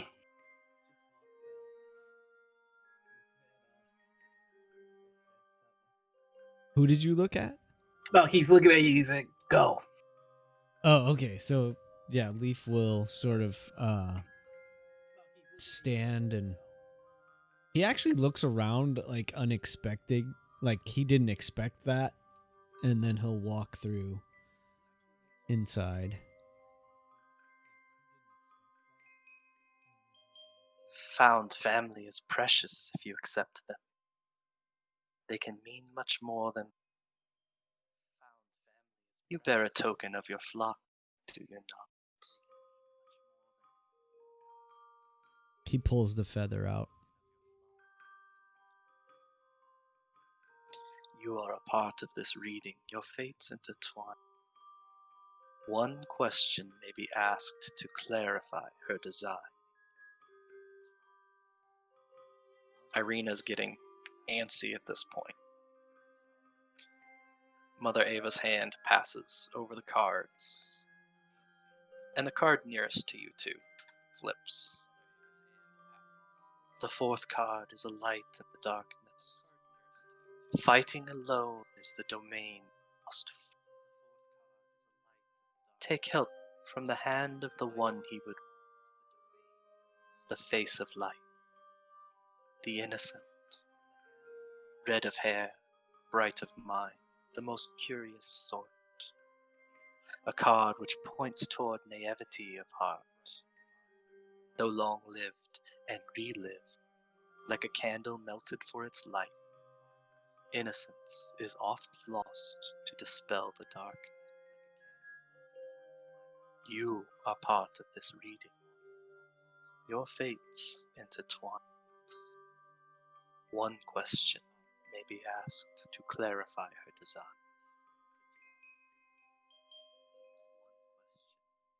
Before I ask my question, might I inquire, is this her you refer to? Question is asked. The land has grown dark. The faces of those before have been lost. One who weaves, one who hunts, one who seeks. When these three return, then darkness remain away. Send the twice fallen. Leaf has got he's had sort of a little bit of a smirk on his face this whole time, and he'll actually he'll bow kind of low and respectfully and say, I thank you for your wisdom, seer. I shall return momentarily, grandma. She shall return momentarily, grandmother. He steps out and signals to Ficus. She's waiting for you. Ficus will conclude her conversation with her two favorite cooks. And she will just set her bowl down, kind of like straighten out her outfit, try to look as presentable as possible in all and everything they've gone through the past few days. Just try to make herself look nicer. And then she will go approach grandmother. Gunari will put a hand on your shoulder and lean in the best that he can in his ancient form. It's just the one question. It can be for you. It can be for them. It can be any. Pats you on the shoulder. As you enter, Ireena is fidgeting. She can't sit still. She's adjusting the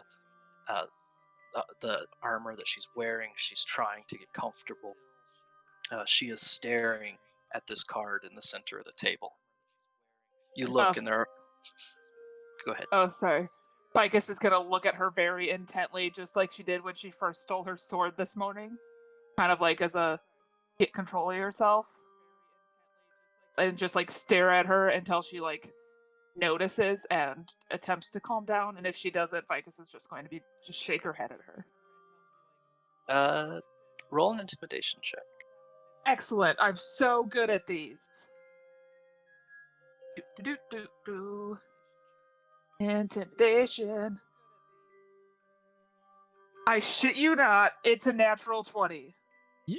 I have no charisma, I have no anything else. Oh, I'm gonna take a picture of this and put it in our chat. Oh, okay. Here we go. There it is. Ireena's eyes lock on yours, and the fidgeting stops. You see her slowly take a deep breath. And you hear, maybe just on the edge of your hearing, her Lathander light my way. As she is still and waits. Mother Ava's smile grows larger. You chase away darkness with candlelight. A fire must be built within to create a more permanent. Twice now, your breath has left your body. You are part of this reading. Your fates intertwine. One question may be asked to clarify your design. Her hand pauses above the final card. The last card is the heaviest. It must be borne by the bravest. It must be seen by the strongest, which is why you are here. You understand what the others cannot. To be on the edge of death, begin to understand what they don't. She lifts her hand, and the card lifts with it, hovering in midair between you and her and Ireena. And on it is the face of the executioner. The last card is darkness incarnate. For meaning, a story must have an ending. Reach yours at the place of the chase's beginning. The face of darkness, the executioner. A poetic end to be found at the place of the start. A card which reminds us who pulled the lever, fell falsely condemned to begin this long chase. Find the place of the fall, fell the dark beast. You are part of this reading.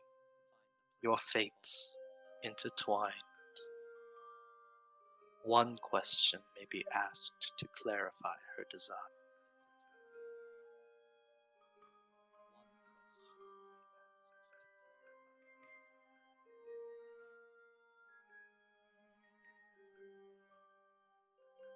Where did this all begin?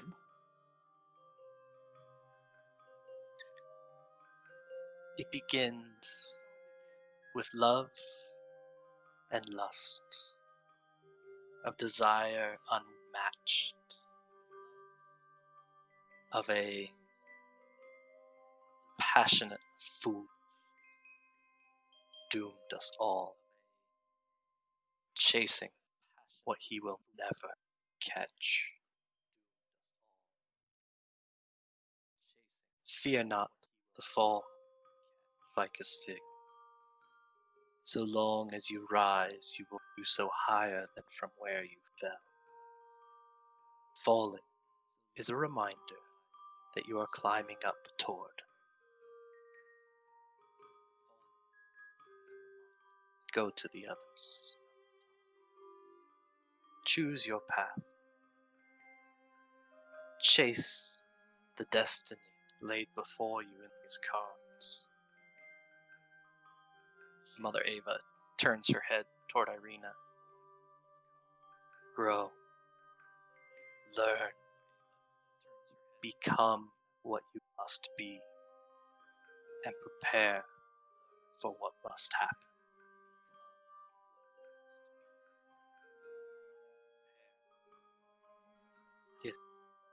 Yes, Mother Ava. I will do all I can. And Ireena steps out of the tent.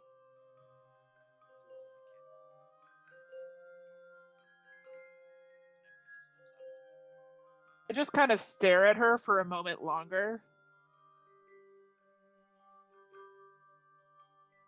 And then, after a short time passes, I just kind of glance down at the cards.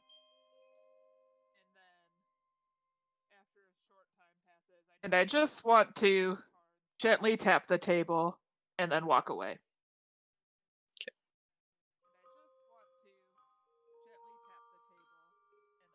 Stanimir approaches as Ficus and Ireena return from the tent. Tell me not what you have been shown. I must not know. I must tell you now that we, and he gestures toward all of Bright's family around him, we risk too much having you here. Though the day is young, I must send you away. Let me help the best I can. Here, and he takes out a rolled piece of parchment, which is a map of Barovia. But it's only a partial map. It's the one, Bright, that I gave to you at the start of all this, where the main roads are shown, but not the branches.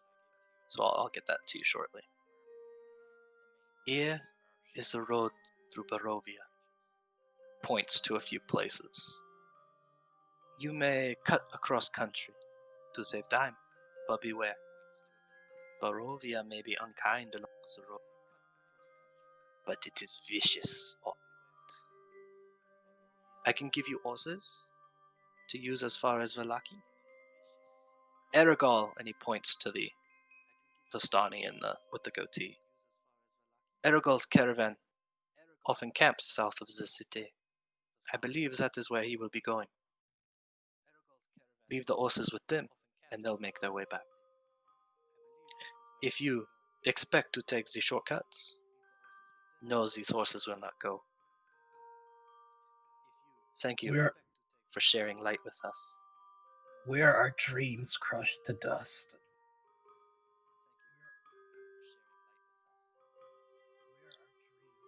Those words are not for me, I do not know. Speak with one another. I think that together you can get your answers. And he kind of knocks reassuringly on Soul's shield that's strapped over his back. Will you take the road or go cross country? Give us a moment. Oh, you have something to say? That's fine. Okay. Take your time, but be quick. He cannot find you here. All right. Have I seen either of Stanimir's daughters in camp? Narilla is there, Sweet. but Esmeralda is not.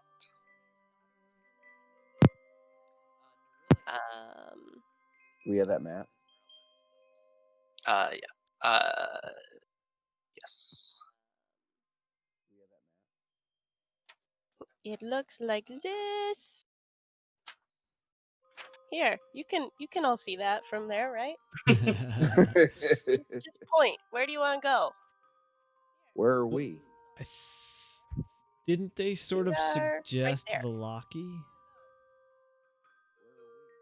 Does anyone know where dreams are crushed? Perhaps we should step away from these people. First. That seems like a metaphor. See, it is not. Does anyone understand the metaphor? Let's get away mean- from here before we talk about this. The Vistani are not allowed to have prophecies for themselves, so it would not be wise to talk about them around them. Stanimir, the horses, if you please. You say we can just leave them be and they'll return to you? No, Or did when I you get mishear you? Leave When them you get to with Eric. Vallaki, give them to Aragol. He will get them all. How is... Aragol is in the camp? Aragol is here to see Mother Ava. I'm not sure when he'll be leaving. But they're expected. His camp is south of Vallaki. They're waiting for him there. I understand. His camp. Thank you. Friends, I suggest we take our... How should I say? We take this as a gift. It will save us time and perhaps be safer.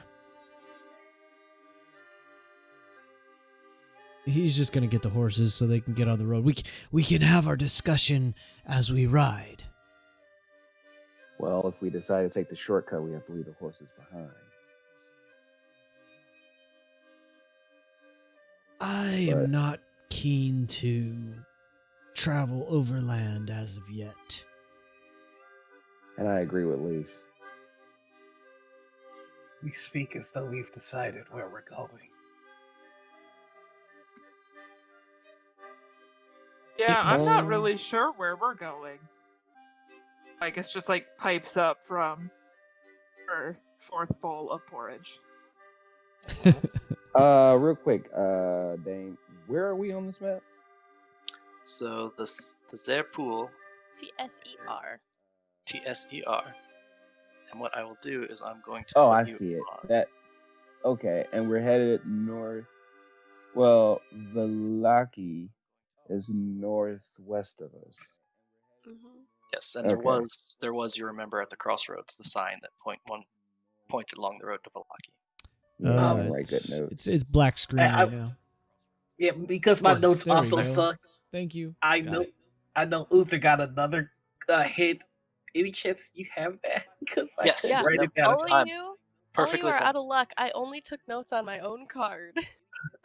So this is where I'm ecstatic that everything just got filmed, because we can just Yep. We will check it. cut in the post. highlights and I have check to it. like just rewatch that over and over and over again because my notes are just like Ah!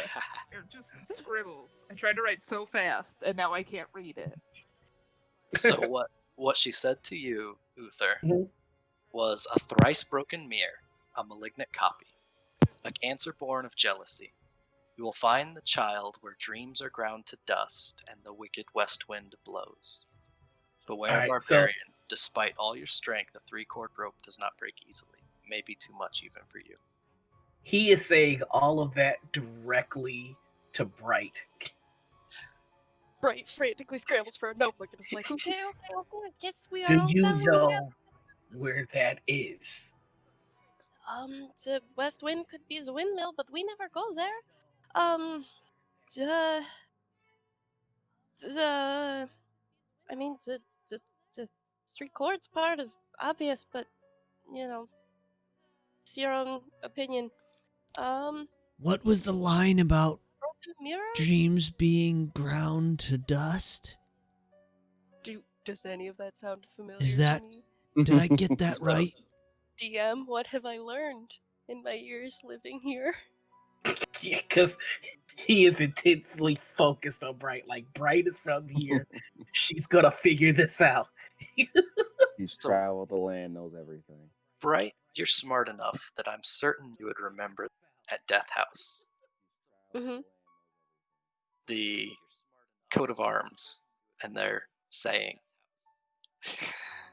Hang on. I have this. Well, so Leaf Shut up. is trying I to got puzzle this. it out too. Did it say something about the dreams being ground into dust or Wicked ash? west winds shall never prevail. He wrote Doors are haunted. I think we have to go What I back to know? where we started. What? Go back to Death House. Oh, did But we we burned it down. Did he So just respawn? Is that what happened? That would be awful. Did our baby just respawn and we have to go back to the last save and get him again? Oh, You gotta start the quest over. okay. Guess we're restarting the quest. Quit Oh, bitching this about is the- trying to save my baby. What? this is the worst choose your own adventure time where you've gotten like this far and now you have to go back.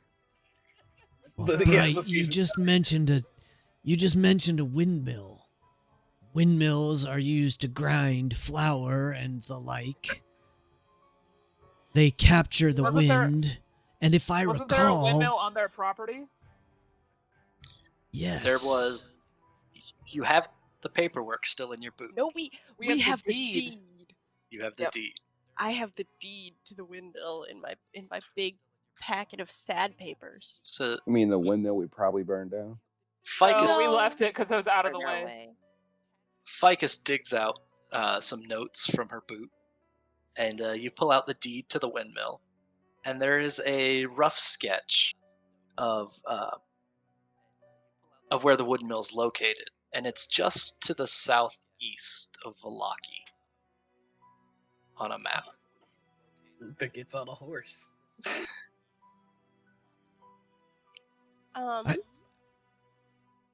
I would like to ask everyone else what they remember from their prophecy so I can start writing it all down, by Let's the way. discuss as we ride away. We'll fix it in Question mark? post. Because You full of see Uther just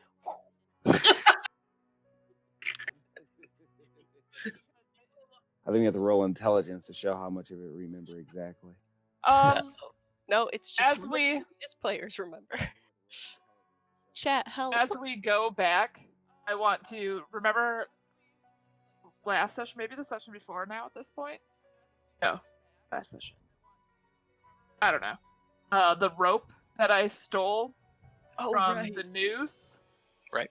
I'm going to as we're riding on the horse, I'm gonna slowly start dribbling my oil on it, and then right as we get to the hangman or the gallows again, Ficus is going to just ask everyone to hold up for a minute. I want to talk Well, to Stan. are here we before going actually back leave that for way? Vistani. I think we have to, right? Because we Um, took the path, we have to go. So if we're taking the path with the horses, we have to pass it again to go into town or to go that way. So Bright would 'Cause there's know a that fork in the road. if you follow the footpath going to the north, it ends at a cliff. that the horses definitely wouldn't be able to climb the cliff. You could probably climb it with some difficulty. It would not be an easy path to take, but it is an option. Or we go back to the fork and then follow the other track. Right. Take the long way Up around. the hill. Okay. So that's what we're going to do. Oh, good. I'm glad we all decided to be safe. Which Before I am we very leave, I wanna- surprised about. So Before we leave, I want to talk to Stanimir. Uther starts heading south, but yes, you stop to get Stanimir's attention. Yes, mademoiselle. I would like to ask for 2 more stories, if you would, please. We Well- cannot entertain you this long. A short one. Where's Esmeralda? Where's your daughter? The look on his face falls. I have not seen her the past few times that we have met. We do not speak the dead to outsiders.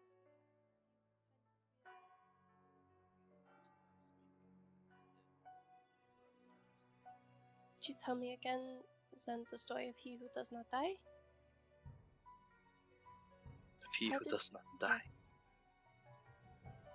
How did he come to this land again? He came fighting his enemies. He came in conquest. When he stayed, he built his castle. He had family too, but they never made it. Or at least something took place. Killed his brother in a fit of jealousy.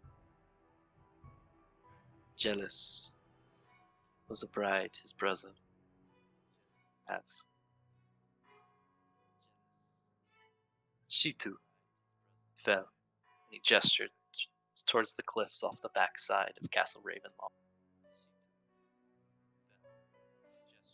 She chose that over the prince. And he has taken it out on this land ever since. Now go.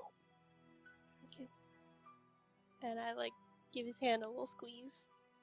And I want to say bye to my parents, please. It's gonna be a very sad one, but I would like to. Of course. A moment. No, it's fine. Not. We don't have to do it on screen, but just I am actively going to seek them out and find them and say goodbye to them. So Aronexon and Spira are standing by one of the caravans, arms around each other. Precious. The- I just go up and I just kind of grab one hand of each of them and just give them a squeeze and just be like, I know that you have a dead child and I'm sure that she loves you very much wherever she is.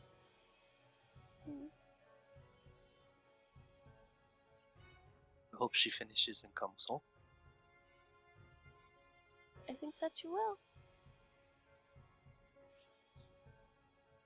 And then I leave because I can't say anything else. As you pass by the caravan, you'll hear Tranquil's voice from the other side.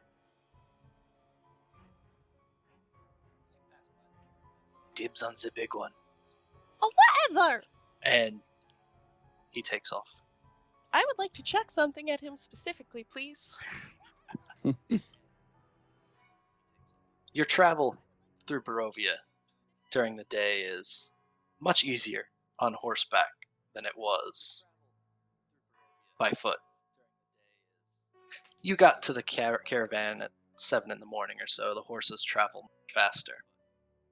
And so the time passes much more easily. What I would recommend is that we discuss the options and which direction to go in between sessions. But what we can do... Well, Is it Ficus wanted to do something at the gallows, right? Right. So as I say, we'll hit some highlights of the milestones along the way. It'll take just a few more minutes because I have a good idea of where we could pause for the night. So you reach the gallows, as they were before. Ficus, you had plans, I believe. Yep. I'll slow my horse down and just be like, "Hey, everyone, if you could just wait a second. It takes me a bit to get in and out of this saddle," and she'll slide down the horse with very little grace. You could have been on the dog.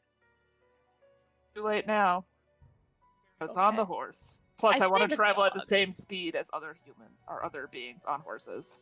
I don't know how fast your The bipedal. dog travels. Yeah, it's not a dog anymore. It's not a dog, but I'm gonna keep calling it the robot dog. Robot fine. dog. I was on a The horse. robot dog travels 40 feet. Just so you know, he keeps up with us. The plan. And I'm just gonna walk over to the gallows.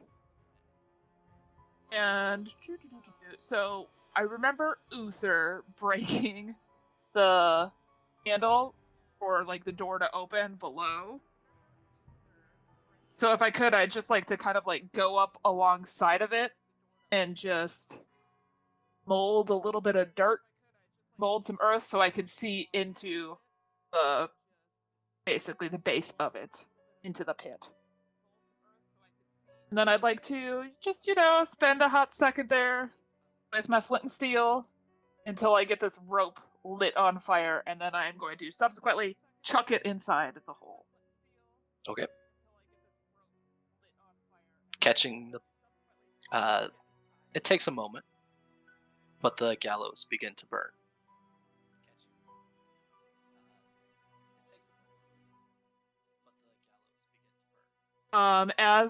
As it starts to burn, she'll kind of be just thinking about what she was told. And then as it like really takes flame, she'll climb back onto her horse, and she'll just kind of like mutter to herself, but loud enough for other folks to hear. Just the fire must be built to create something more permanent. And then she'll be like, "Okay, we can go now." Just like very happy-go-lucky after a very serious muttering from herself. And then she's gonna kind of like ride up along Soul at some point and be like, if those gallows were used to, execute people that, I don't know, Strahd didn't want to be here, it's a good chance that all of those people could probably be exonerated, and we may want to, consecrate their death pile. I don't want to call it a graveyard because there's no graves. It's just bodies. But I think that would be really important for us as a future chore. Yes, you are right. I feel as though we're going to have a lot of that on this trip, unfortunately. Well, since I guess I'll make a note on the map of this very location. But I didn't think we're stopping, are we? It's only 9:30 in the morning. All right. Yeah, I didn't know if other people wanted to stop at the same site. I just wanted to burn it to the ground. I thought you I guys wanted to burn it last time, but No, you just I broke didn't want to it. draw attention. Oh, what was that? I think you just broke it. Well, we broke it broke the it first time, and this time I burned it, which Okay. would let off a nice little like smoke pyre to let people know that there was someone right here. Oh. Which is why we should get going. Yep. The next few hours of travel by horseback, not particularly eventful. The sun is out in its hanging, hazy form. And by 2 in the afternoon or so, you make it to a bridge over the top of the Ivlis River. To your left, a few miles away, you see a massive waterfall that is pouring water from the Ivlis that'll eventually make its way down below you to the Solaire pool. This bridge is massive. It stands spanning 200 feet above the waters below. Narrow, no sides on it. The clop of the horse's hooves echo through the valley as you pass through. By evening, by 5 in the afternoon, as your horses begin to grow tired, you find yourselves at a second crossroads. Not far away, to your north, are another set of gates very similar to the ones you first reached when you arrived at Barovia. And to the east, in the far distance, at the end of a winding path, is Castle Ravenloft. The horses are tired. You'll need to rest them soon. Do you want to push forward a few more hours to the windmill itself, or rest them now? Rest like for an hour, or rest them like overnight? The horses Like are a at night. the horses have spent the day traveling, carrying you. The horses have grown tired at this point. Mm-hmm. We shouldn't be by the gates, but we also shouldn't push them all the way, I don't think. Yeah, Uther is. I don't want to sleep by the windmill. How far are the gates? So the gates are about a mile down the road. But looking at the map that Stanimir gave you, doing a rough estimate, it's about 8 more miles to the windmill. Yeah, there's not a chance that Uther's stopping. He'll run the rest of the way himself if he has to. We should not spend the night by the windmill, please. May I? I don't want to. What about that camp? Where's Vallaki? Vallaki is far away. Vallaki is another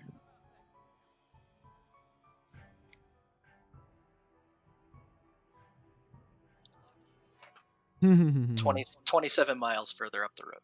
Yeah, I'm like, Ah. no. Perhaps we can walk the horses a short way farther and then let them rest. We will also need rest if we are to be effective tomorrow when we do arrive at the windmill.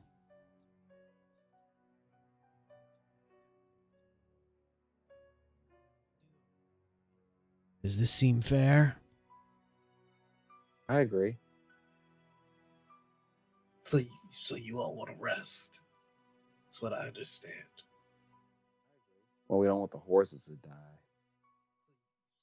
They are not ours. We have to take good care of them. Oh, I understand. Yes, we need to attend to the horses.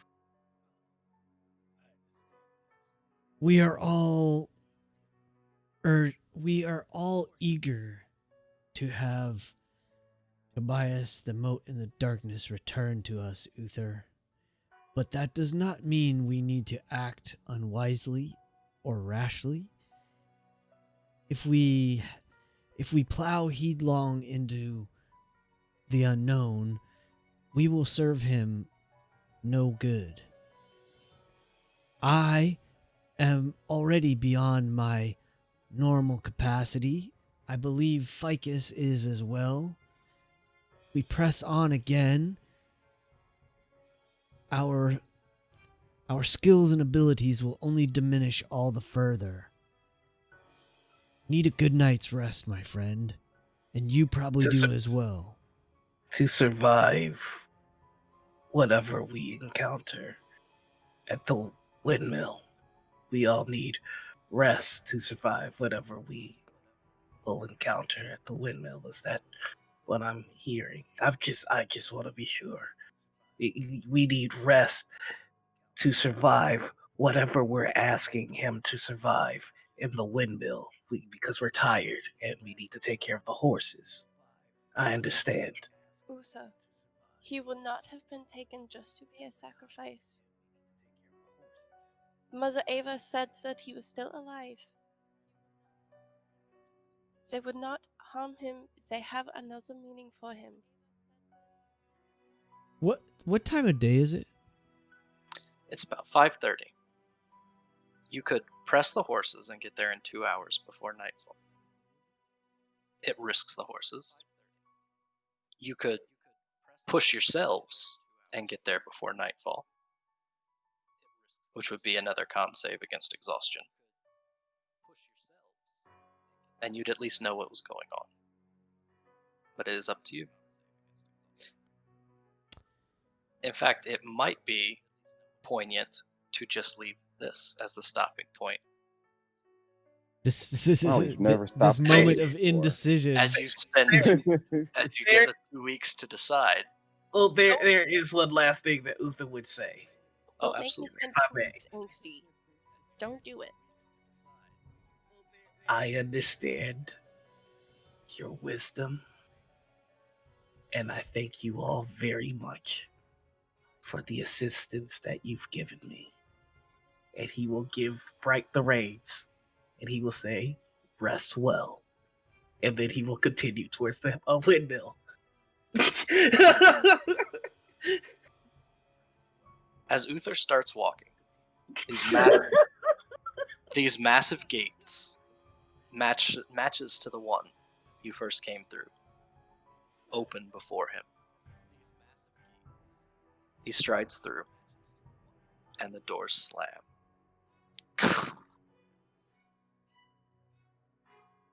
And that's where we'll pause.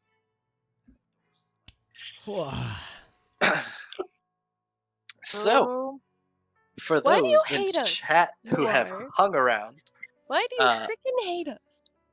I want to let you know if you have not joined us this far, we're going to spend a few more minutes chit-chatting with each other about what happened, a little bit of an aftercare stuff, a little bit of a planning for the future stuff.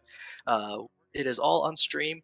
What we have really is an opportunity for any comments, questions, concerns, conundrums, or qualms as we deal with the ramifications of prophecies given and tasks at hand. Before we do that, I want to ask the chat for a small favor to go at some point. It doesn't have to be right this moment, but when you have a moment, pop on YouTube and follow Last HP Hero. We'd appreciate the help on YouTube as we grow the channel. That's because we're using YouTube as a sort of a resource for archiving all of these sessions, and it would be hugely helpful if you give us a little love over there. Appreciate it. So, all of you, who wants to start? And then also chat, if you have any questions, feel free to ask. I'm going to keep an eye on chat also. So if you have any questions you want to ask, if you have any, any thoughts that you want to share, if we want to start a,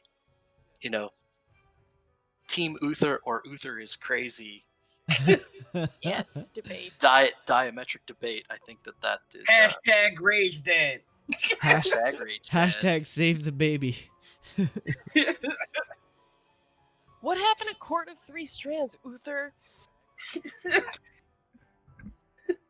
All he knows is that the baby's alive, which is okay. That's great news. Gotta keep it that way. No, so from the DM chair, I am all in on Uther's not going to stop. Yeah. And I don't think any of us would expect him to. Nope. I agree, it's very true to the character, but it distresses me as a person when people don't get along. And so this is just really, really unsettling and unhappy for me. Well, so you guys did have the complete full night's rest before. The only downside is that 2 of your 5 members are currently exhausted. Mm-hmm. Which is a small problem. Which, but to not be fair, a huge it's only problem. ability throws. It's not like combat or anything yet. I can get dicey. Yeah. But it's like, hey, we're trying to go into this with a strategy, and Uther is being a very good, like, Noir is playing in character very well, and I love that. But, like, oh my gosh, why can't you just get with the program and go with the rest of us? He I'm told you so why. upset. If he Leroy Jenkins and dies, he could just roll up a new character and we won't have to worry about the baby. So I would. hard That's not true. I No, will but that's want a not baby true because we before- I mean, we wouldn't. will, I but will it get won't the baby. be. If It won't Uther be dies, steamrolling. I'm getting the baby because I will feel guilty about Uther dying. That's right. But you won't make Like- the same mistakes. This is true because I know how to not rage. Mhm. Well, I actually mean- rather enjoy it because I both as a player and so I think Leaf, the character, would be reluctant but unwilling to let Uther press on his own. Yeah, So it- same. But at the same time, like as a player, I love it because I enjoy high stakes, and I can't. sort of appreciate the like that tempo and that pressure of it's like there's no rest. There is no rest. You gotta keep going until you get it done. I'm just gonna say on that note, I tried to play a game previously with Dane. It was sci-fi based, Yep. and our whole game got stonewalled because no one could decide. Basically, this is the exact same situation. We could not, as a group, agree to move forward, and thankfully, having Uther there took that whole argument out the equation. Right. Exactly. I mean, for the most part, he's not mad at y'all. He completely understands. Okay, but he's it got- feels like you're mad at us. Uther has a high wisdom but a low intelligence, so he understands that this is the wiser decision. But he can't get a right. He can't control it. Like it's just the goal is right there, and it's a little bit of a shift because this is actually kind of a good thing. Before, he was resigning himself to either Tobias was dead or he was an undead that he had to put down. So let's get on good terms with death so that I'm ready to do it. Now, Tobias might be alive. So let's rush to that and Throw fix that all out the window. it. Throw all Yeah. that brooding out the Basically. window. Oh no, he's still brooding, but it's just like there's a Hopeful chance. brooding. There's a chance. If I can run into the windmill and kill everything in there, there's a chance. And he's gonna jump on that chance. That's all that is. if the child's in the windmill. Yeah. If it's not, then well, it's gonna be ugly. So it would be terrible if the card reading fortune teller misled you in any way. She basically told you explicitly right now the child is inside the windmill. And that's kind of another reason that he's rushing, because he doesn't know how long Yep. she's gonna be ripe for. Mm. The child could be at the windmill right now, so that means you need to get there right now, because tomorrow it could be anywhere the fuck else. Speaking of the fortune teller, can I get those fortunes in writing? Oh yeah, Yes, please. Can we get them That in would be writing? helpful, I yeah. will am send not them all. an auditory processor. no, I am that's not fine. either. So Sounded great. Delivery was perfect. I am creeped out, and also I love this woman. Oh my god. so I was going to ask, that was one of the things I wanted to ask. So in games like this, and Bright kind of pointed it out Niffer pointed it out with Bright, saying, Bright would know, but Niffer doesn't know. And trying to bridge that gap between the character knowledge and, it's, I think Kohlrabi had mentioned it earlier. You play a high charisma bard, but you're not actually high charisma. So how do you kind of play that off when there's the breakdown of the character and the player, which is a tough thing to kind of navigate. So all of these prophecy things,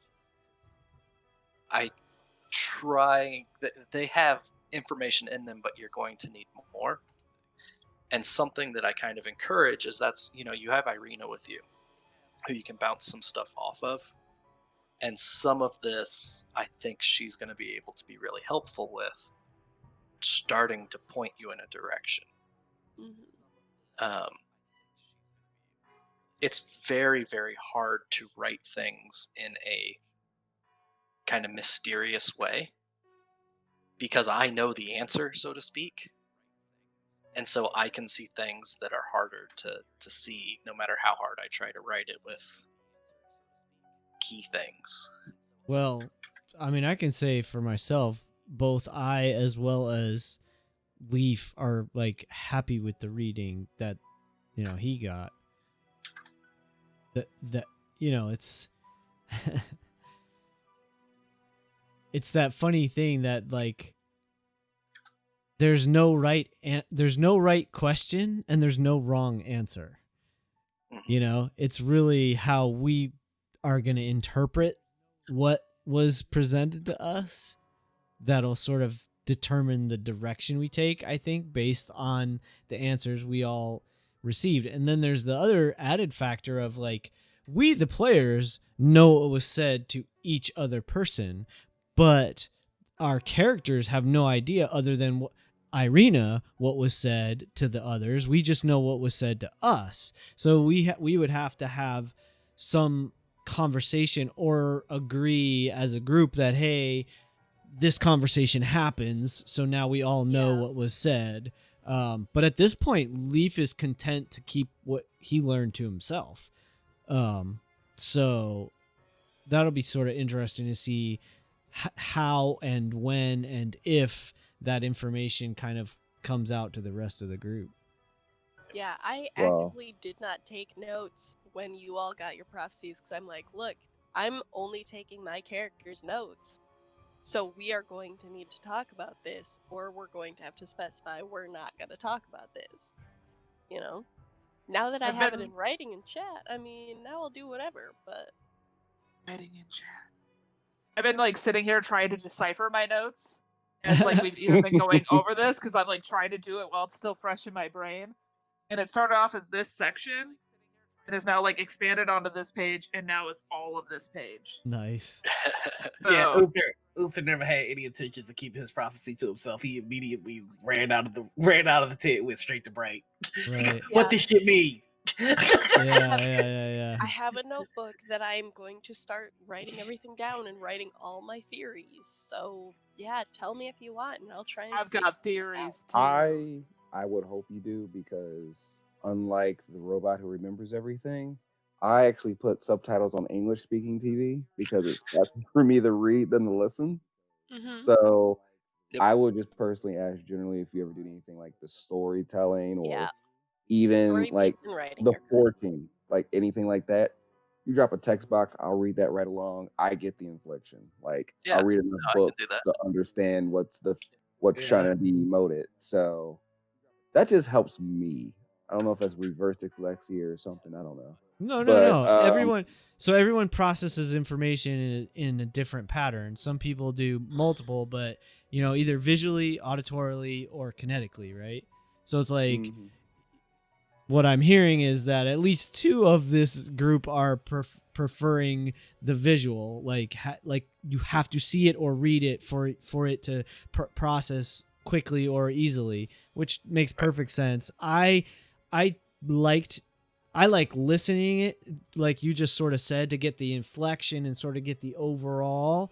But I planned already to go back and listen to it at least one more time to sort of take it all in. But then I would also love to read it too, because I'll certainly get more out of reading it as well. So I have dumped a couple things into our general Discord. Cool. Mhm. Yeah, I'm so So happy. you guys have the map that was originally given to Bright. It's an unlabeled map. We can talk about that for directions to go and that sort of thing. I also dumped all 5 of the prophecies in there, so you can kind of figure out how to play off each other on some of that. Now, some of these, and this is where what I think is fun about prophecy, some of these probably will only make sense when you're already in the place you're supposed to be. Right. So there's almost an element of, because I mean, for me, you guys deciding which way to go, like which of these to pursue first, wasn't going to happen tonight because Uther wanted to know where is my boy and was going to go running that direction. Of course. So, yeah. oh no, it's not a bad thing. It made it so that we could get this far tonight to this second gate because we know which way we're going. Yeah, and I'm with Rob too. It's like I'm the type of player where I'd prefer rushing headlong into something unprepared as opposed to like hemming and hawing and being undecided and doing nonsense because nobody wants to make a concrete decision. So I'm happy that Uther is sort of setting the tone, at least for now. And it doesn't mean that he's always going to be like that. I feel like once we've gotten Tobias sort of settled, let's say, I would love to see where you take Uther at that point, Noir, because I feel like there's no way to avoid the sort of the path of vengeance in a sense, but at the same time I could see it being a little more calculated and less of that like don't stop until you hit the wall. And he's not the only one. Remember, last game I tore open a church door. So Mm-hmm. Yeah. I mean, I think we're all kind of being pushed to the brink. Which is great. Which is what Barovia is supposed to do. Yeah, I mean, really, it's kind of fucked up. It really depends on leveling at this point, like when the levels happen. Because in comparison, like if we level, at a certain time versus another time, his path might diverge. Like I have so that it kind of plays into that because again, cool. I had an original path for Uther, which what does that say, Courtney? I also have like tried to build a path, and it's all dependent. Like there's like lines pointing between different numbers because Nice. I was just like, I don't fucking know how these sessions are gonna go. Like I don't know how I'm gonna level next. I don't know what comes after this. Nice. Ah, yes, a flowchart. A flowchart. How do I yes. level? How to play Dungeons and Dragons. Honestly, because the only thing that I was certain of was he was going to stick with Barbarian to level 5. After that, it's kind of just willy-nilly at that point. Mm-hmm. So he's gonna become a clerical Lathander. Oh no! Right now he's leading on cleric of the death domain. I know. I'm just messing. He could have his conversion experience. Fatherhood could change you again. No, he actively hates Lathander. Yeah. It's all the kind of little stuff. It's like if I tried to learn this god's prayers, and in his own house he wouldn't even protect my child. Fuck Lathander. Like that is where he is right now with the light. That makes sense. That makes sense. I have to say that I am really enjoying how the Vistani are interacting with us, where they're simultaneously anxious to help but can't, and so they're sort of in this turmoil almost. It seems it's like they want to do right by us, as evidenced by, for instance, the horses and the little hints of like, here, go there, do this, talk to that person. But at the same time, they're like, you can't stay in camp. Yeah. That ain't gonna happen. So you got to move along. Like that's. I just need to be away from the Vistani for a while because so many things have happened where it's like, oh no, like. Because up until now, when people are like, Bright, are you Vistani? She's like, I mean, kinda, even knowing, like, she's technically dead to them, but she's like, I mean, I still count as them, right? But then, she has nightmares now, which the Vistani don't. Vistani don't get prophecies about them, and now she just was part of a prophecy, so it's like, she's realizing, like, I'm really not Vistani and is like so angsty about it right now. I don't know what to do. Mm. And I don't know if any of us realize that at this point. Mhm. No, it's really interesting just because the conversations Niffer and I have had, especially when she was creating her character, and some of the implications that are for her to talk to you guys about. But that clash has been amusing to me. I hate it. Well, I honestly though have been thinking like this for the past half hour. I'm like, okay, which of these people do I trust to just pull aside and be like, hey, I don't think I'm Vistani anymore. You need to help me process this emotionally. But there's just not been a good opportunity.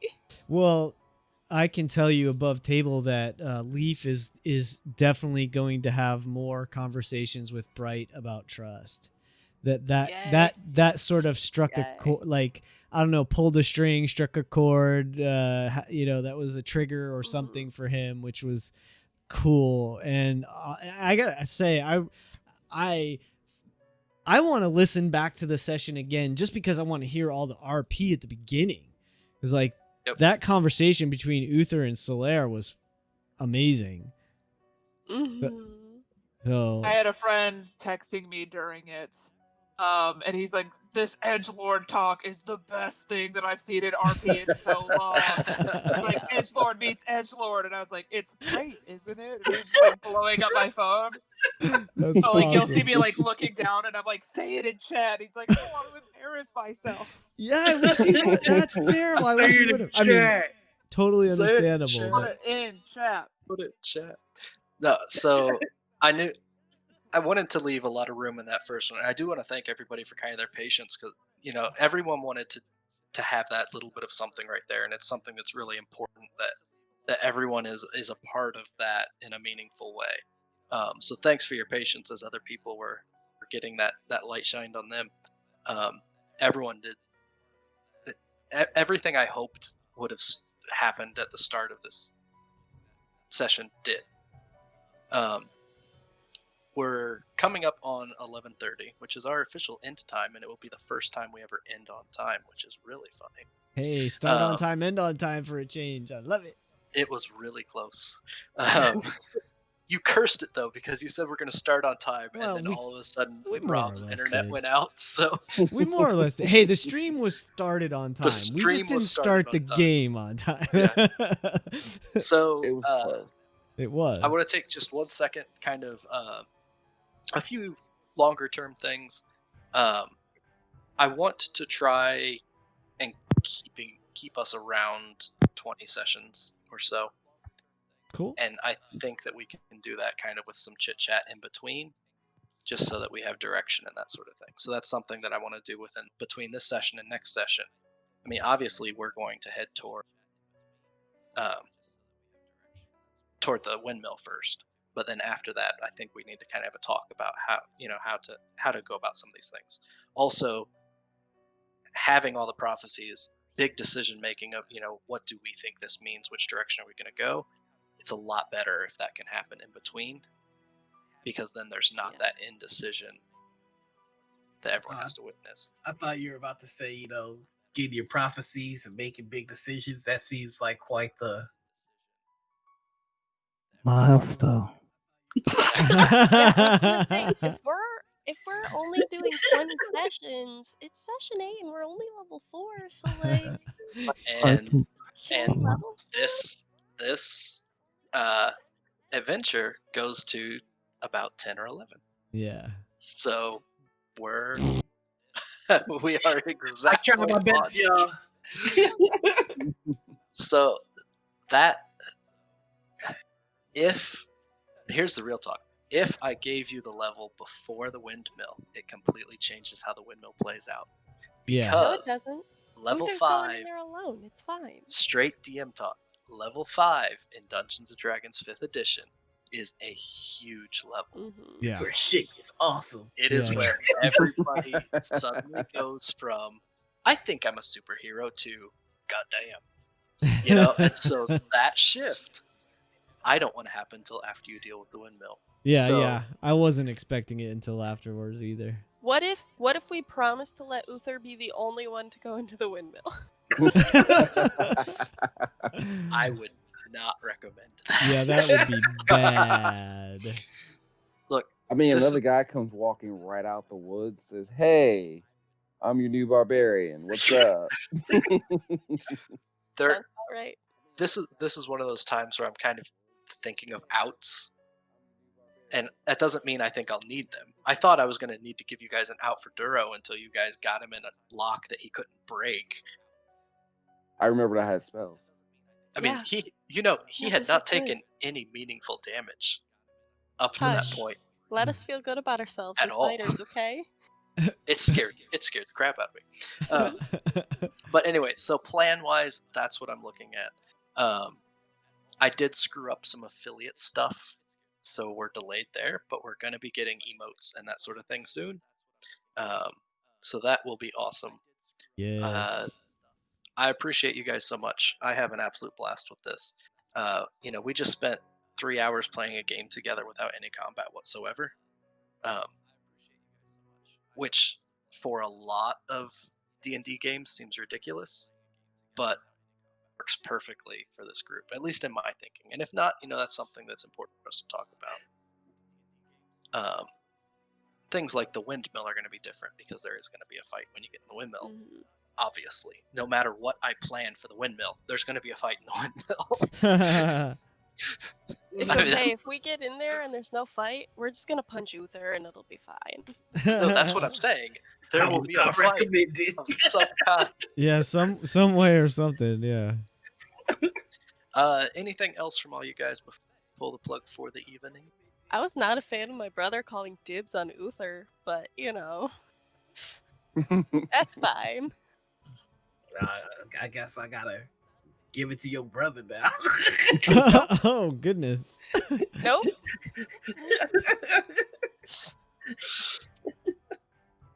After I save my boy. Yep. Get you a boy and a boyfriend. Okay. So I guess we're gonna fast forward to the windmill, like start as we like approach it. I mean, No, But we have to deal with the whole gate thing when we get back. we'll Ah, go through the gates, but it's set dressing, so fine. Yeah. cool.